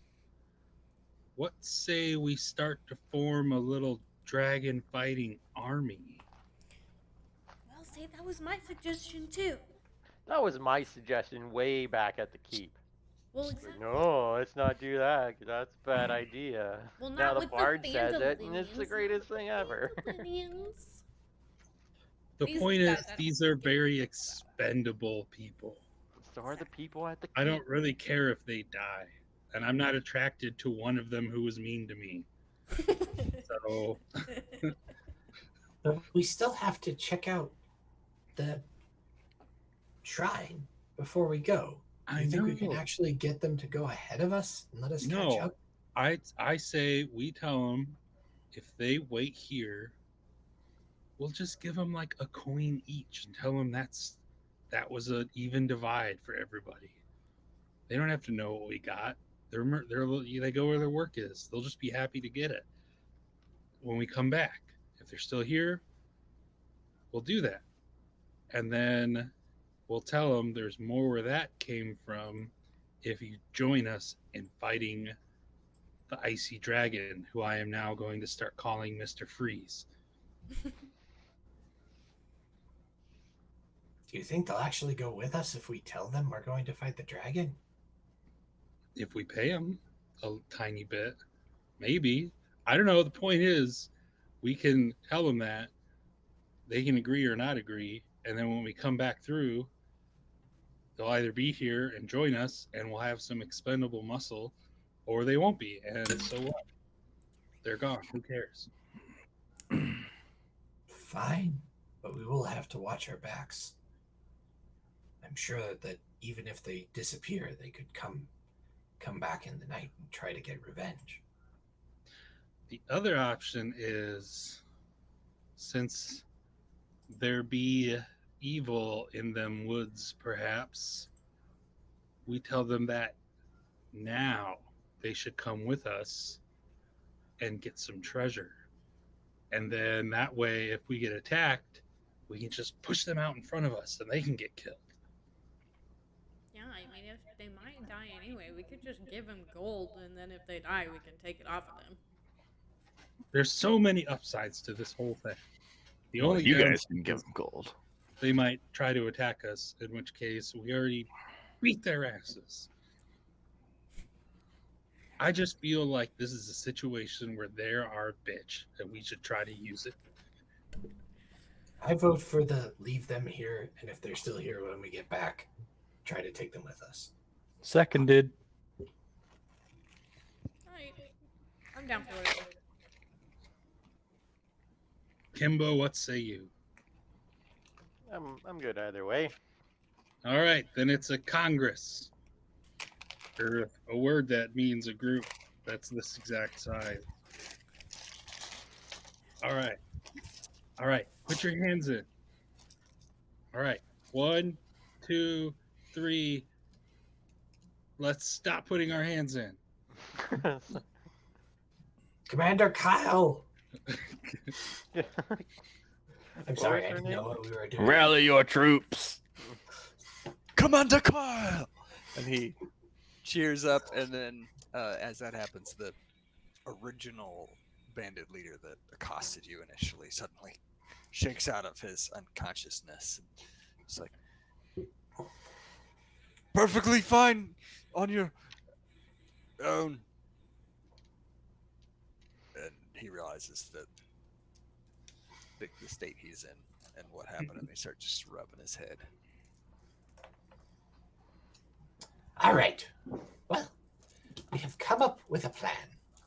We have one more thing to do before we go rid this land of the scourge that has been causing you such trouble. Who's known as Like- Mr. Freeze? Or Cryovane, depending on if you think it's important to assign people the names and pronouns they identify with. Oh my god. Anyway, It looks like a female, but I'm not sure, and it bugs me. It's a dragon. Aren't they asexual? I can't remember Well, that that's its chapter in choice, science but class. I sure would like to know. just because they have cloaca does not mean that they're agendered. Anyway, I mean, I'm sure they have a gender, Professor. I would just like to point out that now both of my D&D groups have had conversations about cloaca, so thanks, guys. Oh, shit. I love my job. They say sex is assigned, but gender is learned. I want to know how that happens for a dragon. Anyway, we would like to offer you the opportunity to become our colleagues in ridding the land of the scourge, for which you will be handsomely rewarded in exchange for your loyal strength of arms. We would be willing to pay a portion up front, and after we run a small errand, we will continue along the road with you to Icespire Peak and slay the dragon. Your alternative is to becoming law-abiding citizens, or we kill you. I guess you have 3 options. Which one do you prefer? We also have the ability to make beer.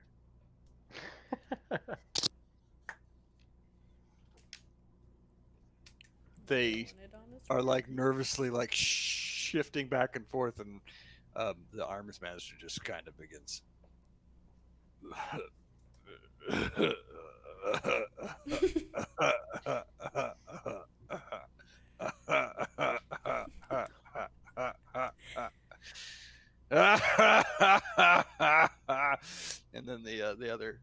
bandit captain, I am very thankful for your kind and generous offer to allow us to join such clearly fearsome warriors as yourselves.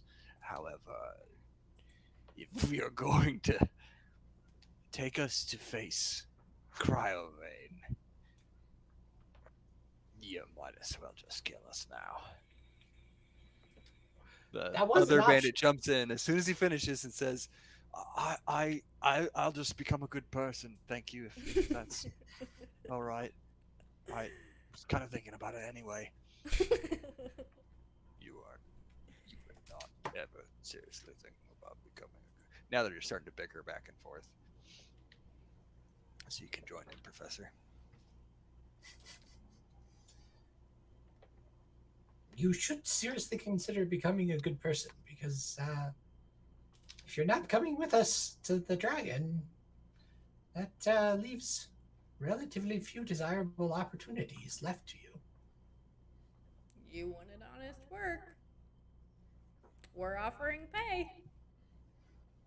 Do you all suppose that the villagers would have enough room for some paid guards in their stronghold? Not these guards. I like what you're thinking, but at the same time, I don't like the thought of them being near our town. I personally do like the Phantominians, and it worries me. Oh, if you have people that need protecting, we are certainly, well, those of us left are certainly eager to be of assistance and provide for them the kind of tender, loving protection that I'm sure they well deserve. It would be, and he's kind of like elbowing his buddy, it would be our sincerest pleasure to take advantage of whatever help, offer, provide whatever help we possibly could. All right. Yeah, the we should weapons just kill back them in now. the well. Insight check. Ooh. EJ. Yeah, insight, because that's good on me. I'm gonna need them to roll 18. a dopeness check. To roll what, Bartleby? A dopeness check. With an 18 Kimbo, you get the idea that this clear opportunist has a bit more of a silvery tongue than the rest of his bandit troop, and would pretty much say whatever he has to say to stay alive Professor. and find opportunities to gain gold. He's full of shit. I can see it in his I eyes. wasn't born yester-century. I can tell. All right. Well, my vote is bury all the weapons in the well and tell them to fuck off.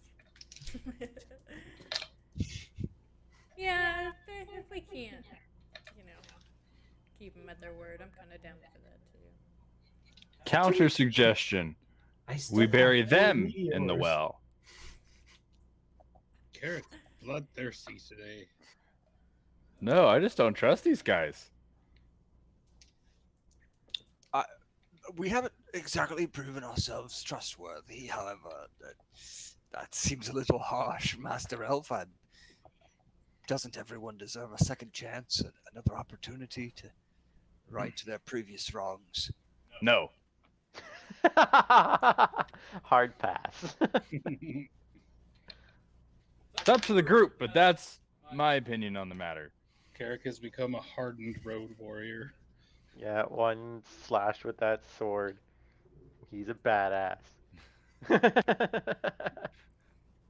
Once so sweet, now so bloodthirsty. His eyes are open to the true state of the world. Poor soul.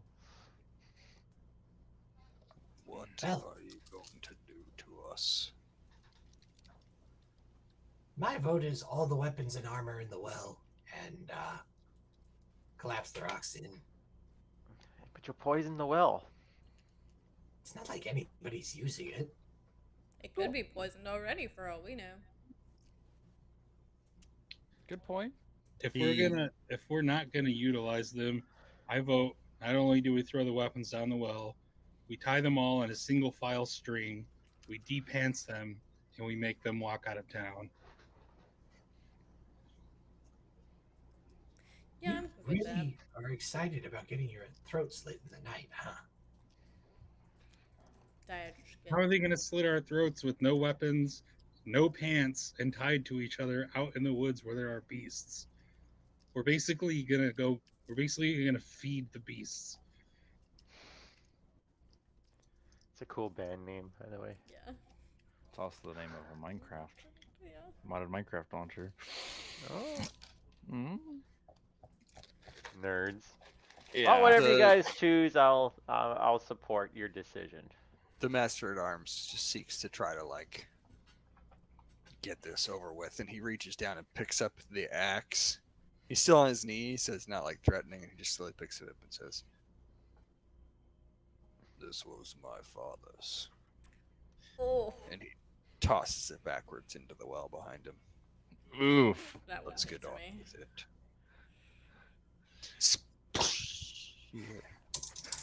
Bitch. Father Well, below. I'm glad your dad gave you an axe, but maybe if he did a better job raising you, you wouldn't be here right now. Nice one, Bartleby. Nice one. And you see he's just like shooting lasers out of his eyes at you, just like judging you, but refuses to actually engage you in conversation. I'm Just just going grunts to a little. cast Mage Hand and start collecting the weapons from the fallen and dropping them in the well without actually going anywhere, moving at all. Just I'm gonna keep my hand on my sword handle and keep my eye on them while the professor's doing that. All right. So you guys do that. You tie him up. Everybody up, clothes off, into the well. Into the well. What was that part of the plan?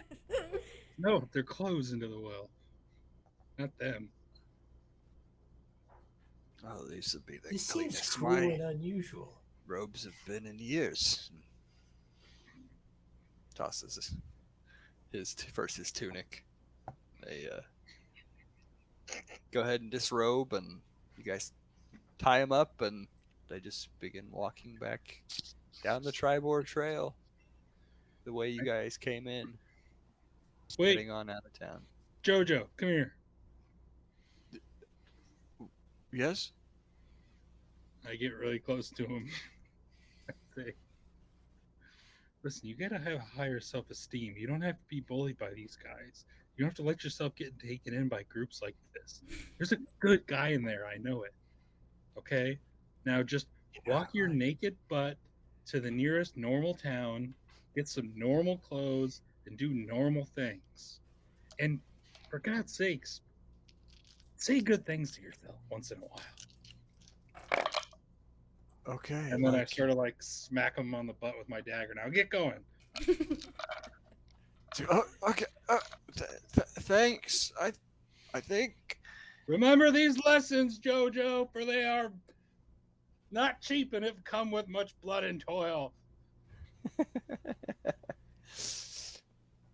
We really appreciate you letting us live, is what he's trying to say. Now, come Learn on. to listen and talk less. There's another lesson.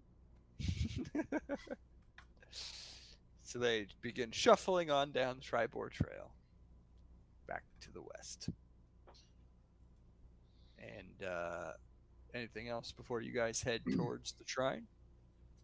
gonna make sure we actually get all the weapons in the area, including the crossbow up on the balcony and the one dropped over by the other building. We're in the dagger on the balcony. We're really reducing the number of lethal instruments prone to be used on small and flabby necks. in the future. You make quick work of that with your mage hand. Kyleron grabs one out of the air and was like, "Oh, can I have that one? Oh, look at that! Look at that!" And adds that to like this belt that is like falling down around his thighs as he's walking. All right. So, where to now? Let's try to find the shrine before they find us again, eh? Okay. And follow me. And just start heading back down the road. Okay. So you head, you kind of veer off to the right and head to the south. Out of town, you find, after a little bit of investigation, Carrick, you actually notice where a trail has become fairly overgrown recently, but you can still differentiate between the rest of the wilderness around you, and you kind of like make your way through waist-high grasses and through occasional small wooded areas and down across a small creek and up into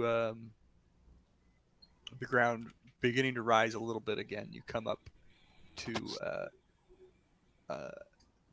a bit of a plateau up above you. You can see the ruins of the shrine up above, looking down on the trail up to it that leads up to it.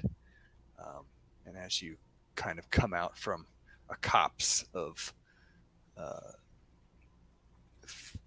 firs, you make your way to the long abandoned ruins of the shrine of Savras. Cool. And all around you,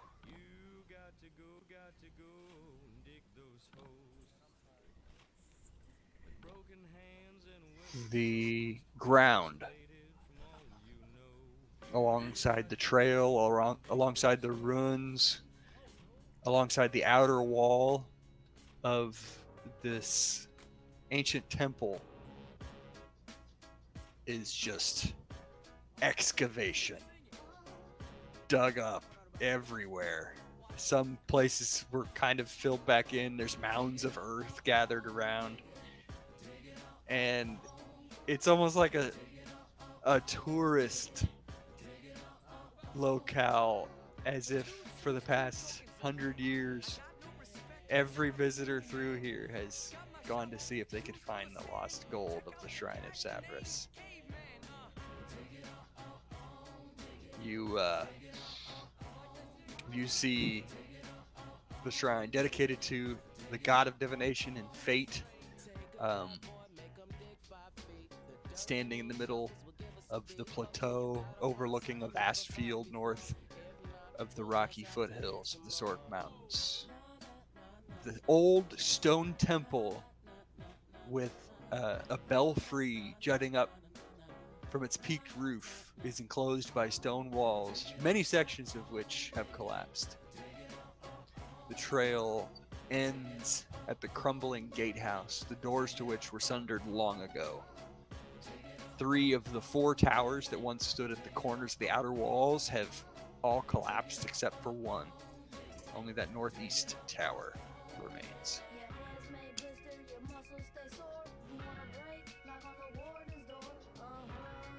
And as you make your way past these deep holes and trenches and excavations, all of which have proven fruitless to various other parties and adventurers and gold seekers and hopeful wanderers through the years, you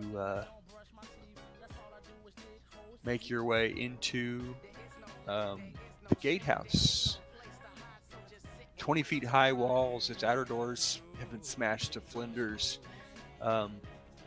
there's a rusty iron portcullis still hanging, blocking the south side of the exit, but you can just walk right around the rubble-filled hole in the corner of the gatehouse and into the courtyard.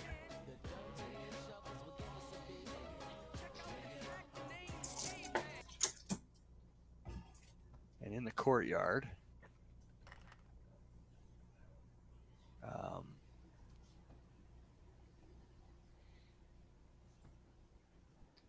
you see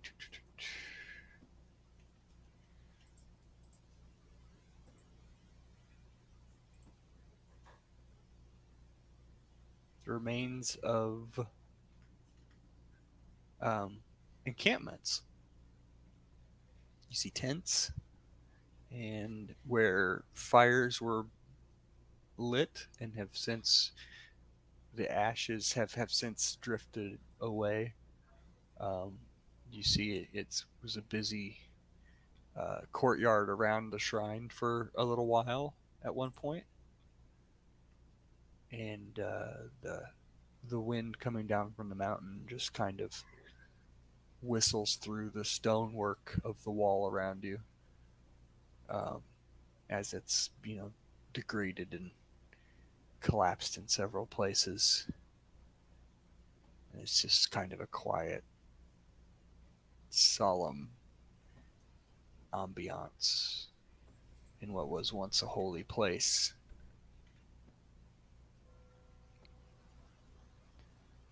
But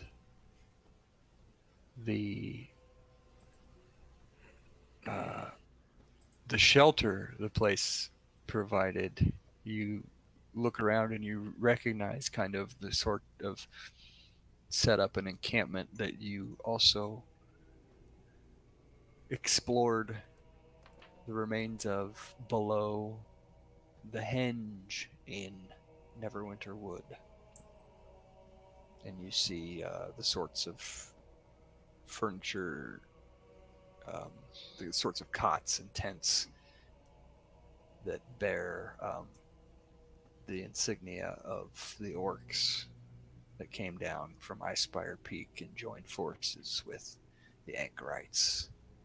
You see that they must have stayed here on their journey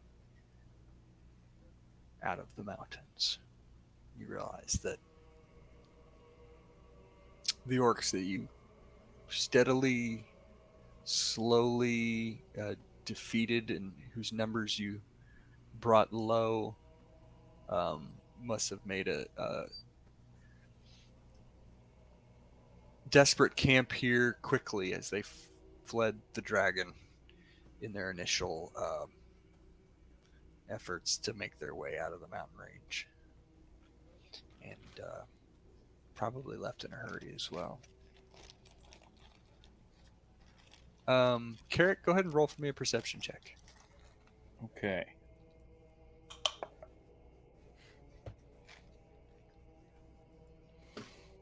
Um, 8. Okay. Rolled a 2. With an 8, you definitely see various campfires, but none of them are still lit. And you guys see, all of you see the door to the shrine itself within the gatehouse. Up ahead of you,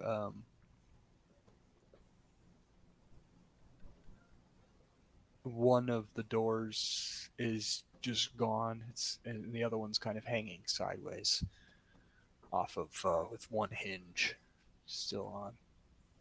What would you guys like to do?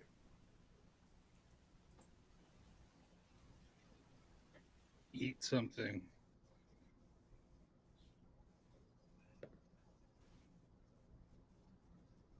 Okay.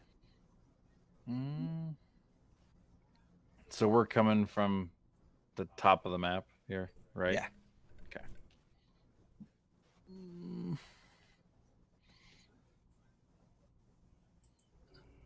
I like to say, feel free to take a look around. I'm going to take a few moments here and prepare a spell for detecting magic. It seems likely that if there is any treasure left in this place, it's hidden quite well.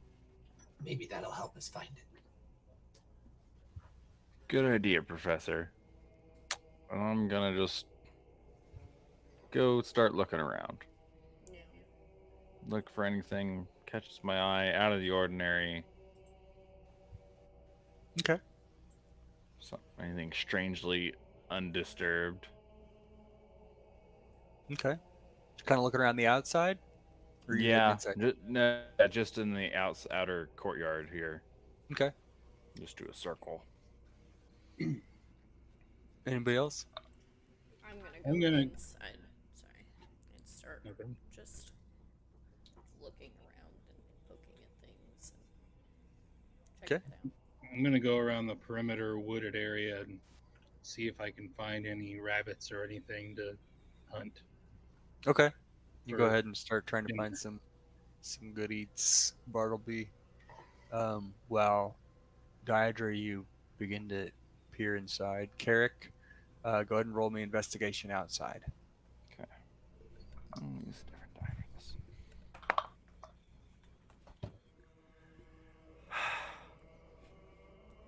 Four.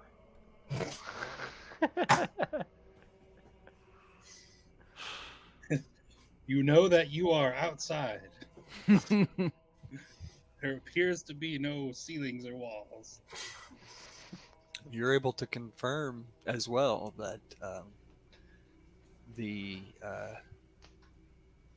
orcs did, in fact, camp here. Diadra, you kind of move past the door and with like a heavy groan, it like just turns open even farther as you step inside into the 40-foot high vaulted ceiling. Despite the age, the quality of construction, the stone has remained mostly intact. Although the wear has, the time has taken its toll, and then there are rows of pillars supporting that ceiling through the center of the hall that are beginning to crumble. You also see the remains inside of a small fire, and where just kind of the dust and the debris from years of people coming through were kind of scootered aside, and it looks like there was a more recent than the orcs, a more recent visitor here to the shrine, who encamped within the shrine itself here.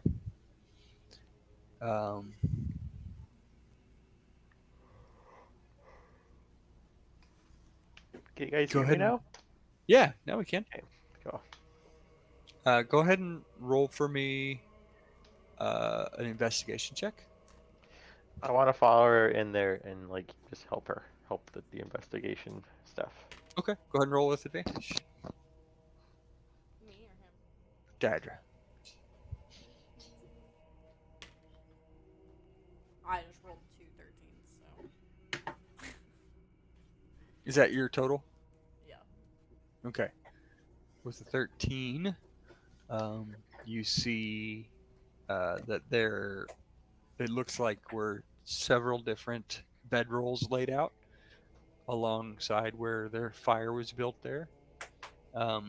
You count what appear to be 4 or maybe 5 bedrolls. You're not sure where the dust and the debris have been scooted aside. You don't see any signs of life at all. Up amongst the rafters, you see the stone has mostly kept its integrity up to the ceiling, and then along the beams across, and the belfry up above, and then up ahead of you is another doorway.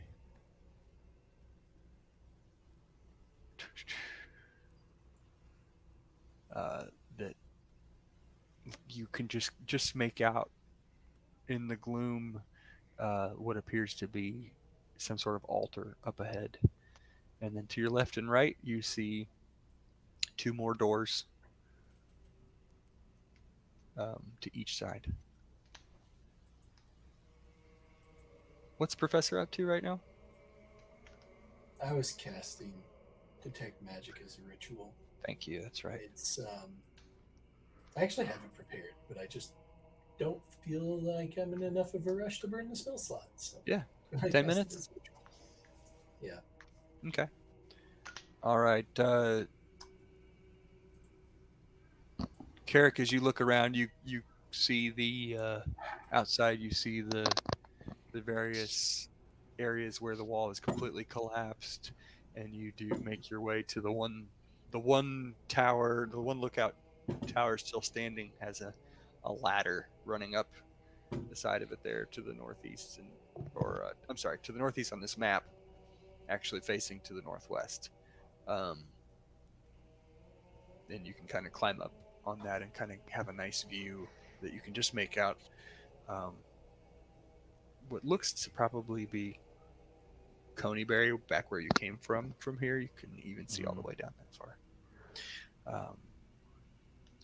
Bartleby, go ahead and roll for me a nature check. I don't think I've ever rolled one. 15.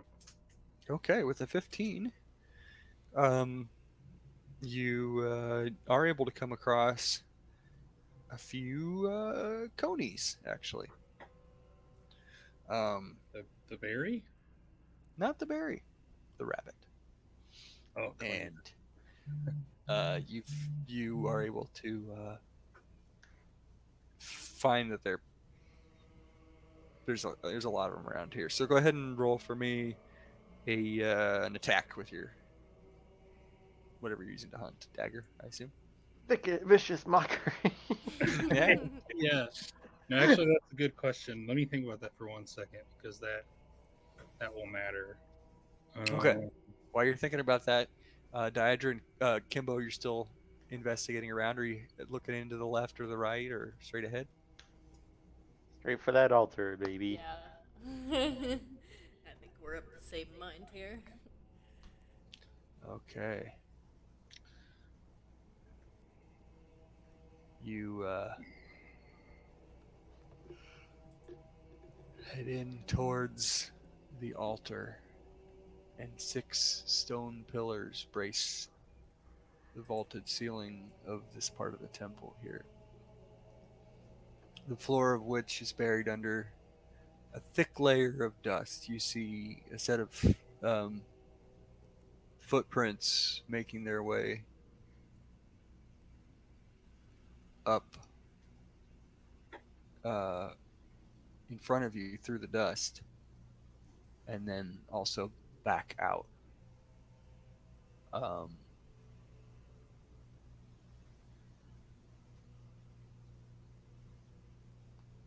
Carved into the front of the altar is an eye. And you think, this must be the symbol of Savras. What are you thinking, Bartleby? I'm thinking I don't need to overcomplicate this. Let's just roll with it. Some dagger stabs. Okay, go ahead and roll an attack then. 8. Okay. So you're not able to bring one down just yet. But if you want to spend some more time out there, you can keep hunting. Yes. Okay. Bartleby's gonna keep hunting. About this time, as everybody's kind of been looking around, Carrick, are you doing anything else at the moment? No, I think I'm just gonna stay up in the tower and just try and get a good look at everything inside the ruin here. And like check out like the roof or what's left of the roof of the main building. Just Okay. get a bird's eye view. Let's see. So from the outside there, you are seeing the stone arch roof across the length of the shrine, and then the sides as well. You could just make out past that archway. There's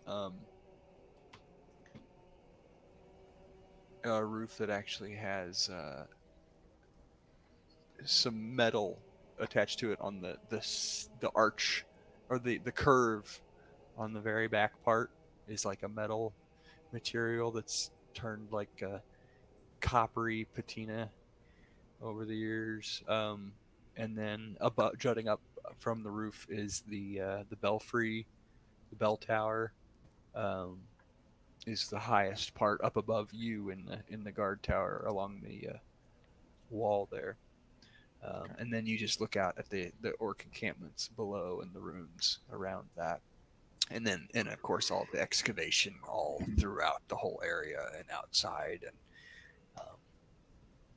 into like the copses, the groves of trees around as well. So, Professor, your spell has been cast ritually. So where would you like to go? So I was sitting kind of out by the front door watching Diadra and Kimbo head inside, and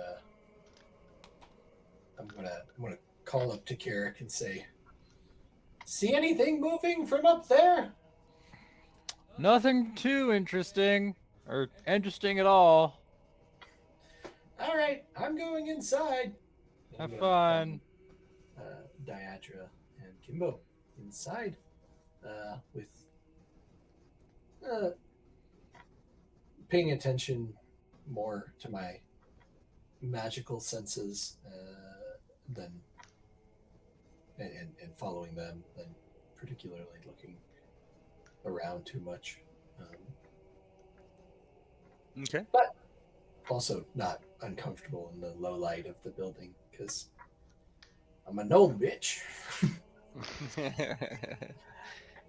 All right. As you make your way through the long shadows from the entrance and the tall pillars in the quiet, your little footsteps clattering on the stone as you make your way up to where you just saw Diadra and Kimbo step around the corner, and then you realize your detected magic in front of you in the room where Kimbo and Diadra are, in the area of the altar that you see through their legs on the other side.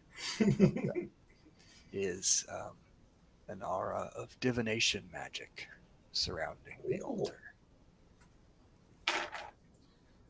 Wow. Bartleby, roll me another attack. 14. You got yourself a rabbit. Woo! Go ahead and roll me another attack if you want another one. Yeah, I mean, I'm thinking it. Depending on if I find, I would also like to, if I happen to see any like berries or shrubs or something, but probably Yeah. a few rabbits. Yeah, Sure. you do find more than just the rabbit with your nature check roll. You were able to also find some berries and some 4. kind of mulberry-ish things. With a 4, you missed that, but you do have a rabbit and some edible greens, some berries. You're so proud of yourself right now. I love it. Are you making your way back to the shrine now, or what are you doing? I'm gonna need a second rabbit. All right, roll me another attack. 16. Okay, 2 rabbits. Bam! 187 on a motherfucking coney. All right, I'm coming back now. All right. Two rabbits. You're coming back into the shrine, and you spot Carrick up atop the tower, kind of looking down as you come in from the left. And what are you guys doing inside? Can I investigate, really examine the altar? Yeah, how do you want to examine it? I don't know, just like look for anything out of the ordinary or any seams that could be moved, pried open, or anything that might move on its own. Or Yeah, go ahead and roll me investigation then. ooh, 18. Okay, with an 18, you notice that the base of the altar does not quite touch the floor. Like it's hovering. It seems to be from the outside. Lean down and take a look under. Yeah, it's just the smallest little gap that you were able to detect with, intense amount of time. You spent about 5 minutes kind of looking around every little angle there. Okay. What?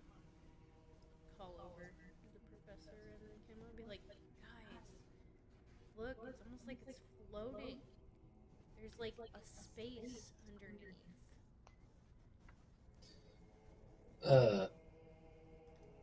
There's also a source of divination magic in this area.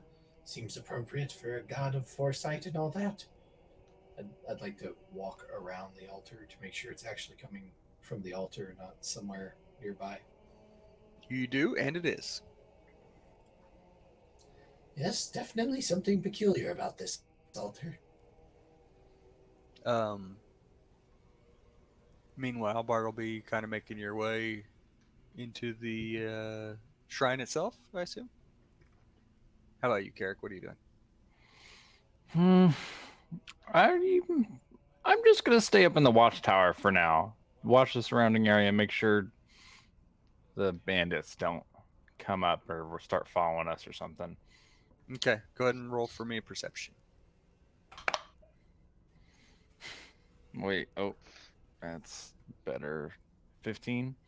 Okay, 15. You have a pretty good view, and you also kind of are able to set up in a place where you can just kind of comfortably meditate a little bit and also keep a watch. So if you'd like, you can take a short rest up there while you're Cool. just kind of taking in the surroundings. Actually, before I go in,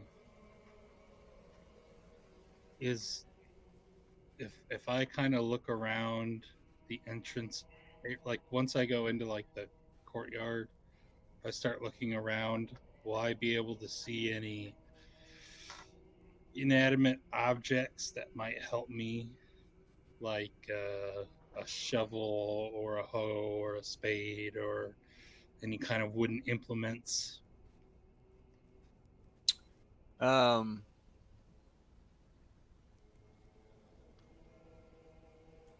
you see where those things have been used.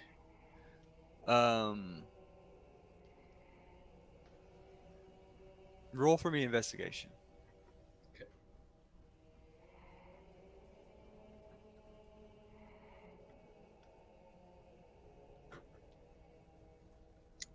Where? Oh, there it is. 11. Okay, with an 11, as you look around the courtyard, you kind of see almost like hidden in the brush up against the stone wall. You see what looks to have been an orcish implement, and it's basically like a half trowel, half like shiv, and it's kind of halfway dug into the ground over there, up next to the wall. Diadra, Kimbo, and Professor, you are examining, walking around, looking at this altar with your eyes. Can I make either an investigation or arcana check to see if I can tell anything about the source of the magic? Is it, coming from the rune? Is it, oh, like some kind of warding? Like, see if I can learn anything more about it. Based on what you sense from the divination aura, it doesn't seem to be any sort of a trap. It doesn't seem to be particularly dangerous. You're just expecting that like it has something to do with knowledge, foresight, the forces of fate itself, perhaps in the most extreme sort of a case. You don't know if it's residual from the communing that the priest seers did with Savras themselves, or if it's a magical item in and of itself, the altar. But you don't get any specific sense of like a trap or anything like that either. Okay. Diadra wants to kneel down in front of the altar and actually pray and ask Savros for his guidance. Okay. Have you ever communed with Savras before? No, she doesn't know what she's doing. Yeah, you're actually not particularly familiar with Savras. You wonder if maybe he's a bit of an older deity, so you go ahead and you kneel down. And go ahead and roll for me a religion check.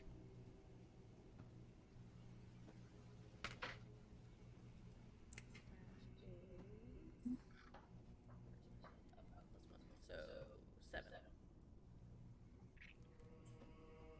Okay, with a 7.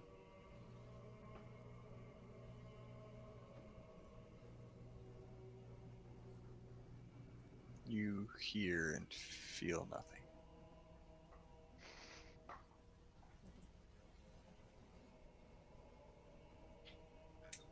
Probably best. Gods are finicky things.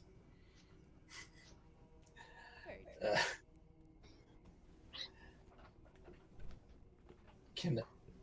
Can I like pull out a dagger and see if I can wiggle it into that gap the Diadra spotted underneath the altar? See if there's how much space there actually is down there. Yeah, you don't think there's a lot of room down there for a dagger, but you can kind of poke it with the tip. And as you press the tip of the dagger into the gap,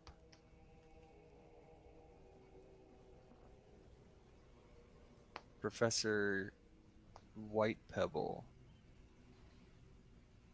your vision goes white as you make contact with the altar.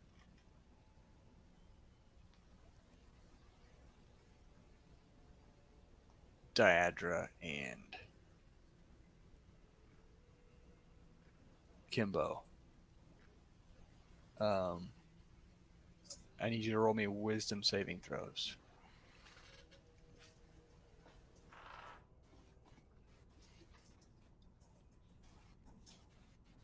Sheet. 7. I definitely just went down for a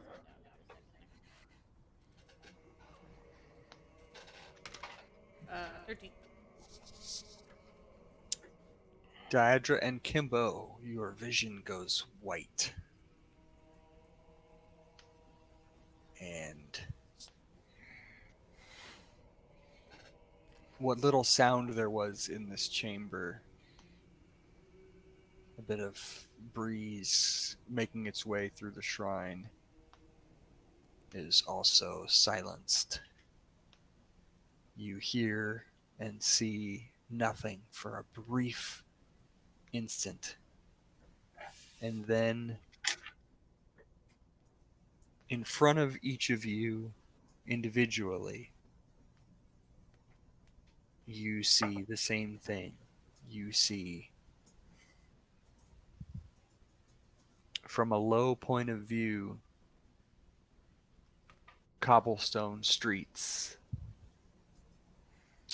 You see many people, and suddenly sound comes in, and it's a bustling city street in the marketplace, in a gleaming,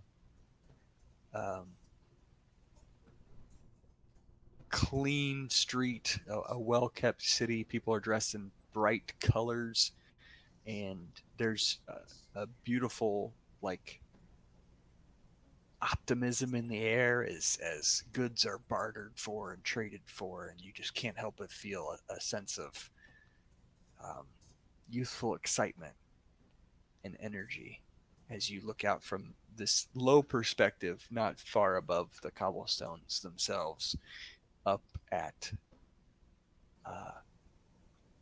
two parents beside you, and you just see two little arms extending out from your vision, holding the hands of mom and dad beside you. Not your mom and dad, but it seems to be mom and dad. And that's where we're going to leave off. Papa? Papa, is that you? Papa, can you hear me?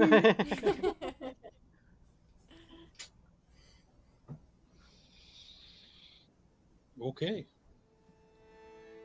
Damn, Kyle. Yeah, where's Kyle? Good question. Kyle is just peeking his head into the room of the shrine behind you guys, wondering where you went.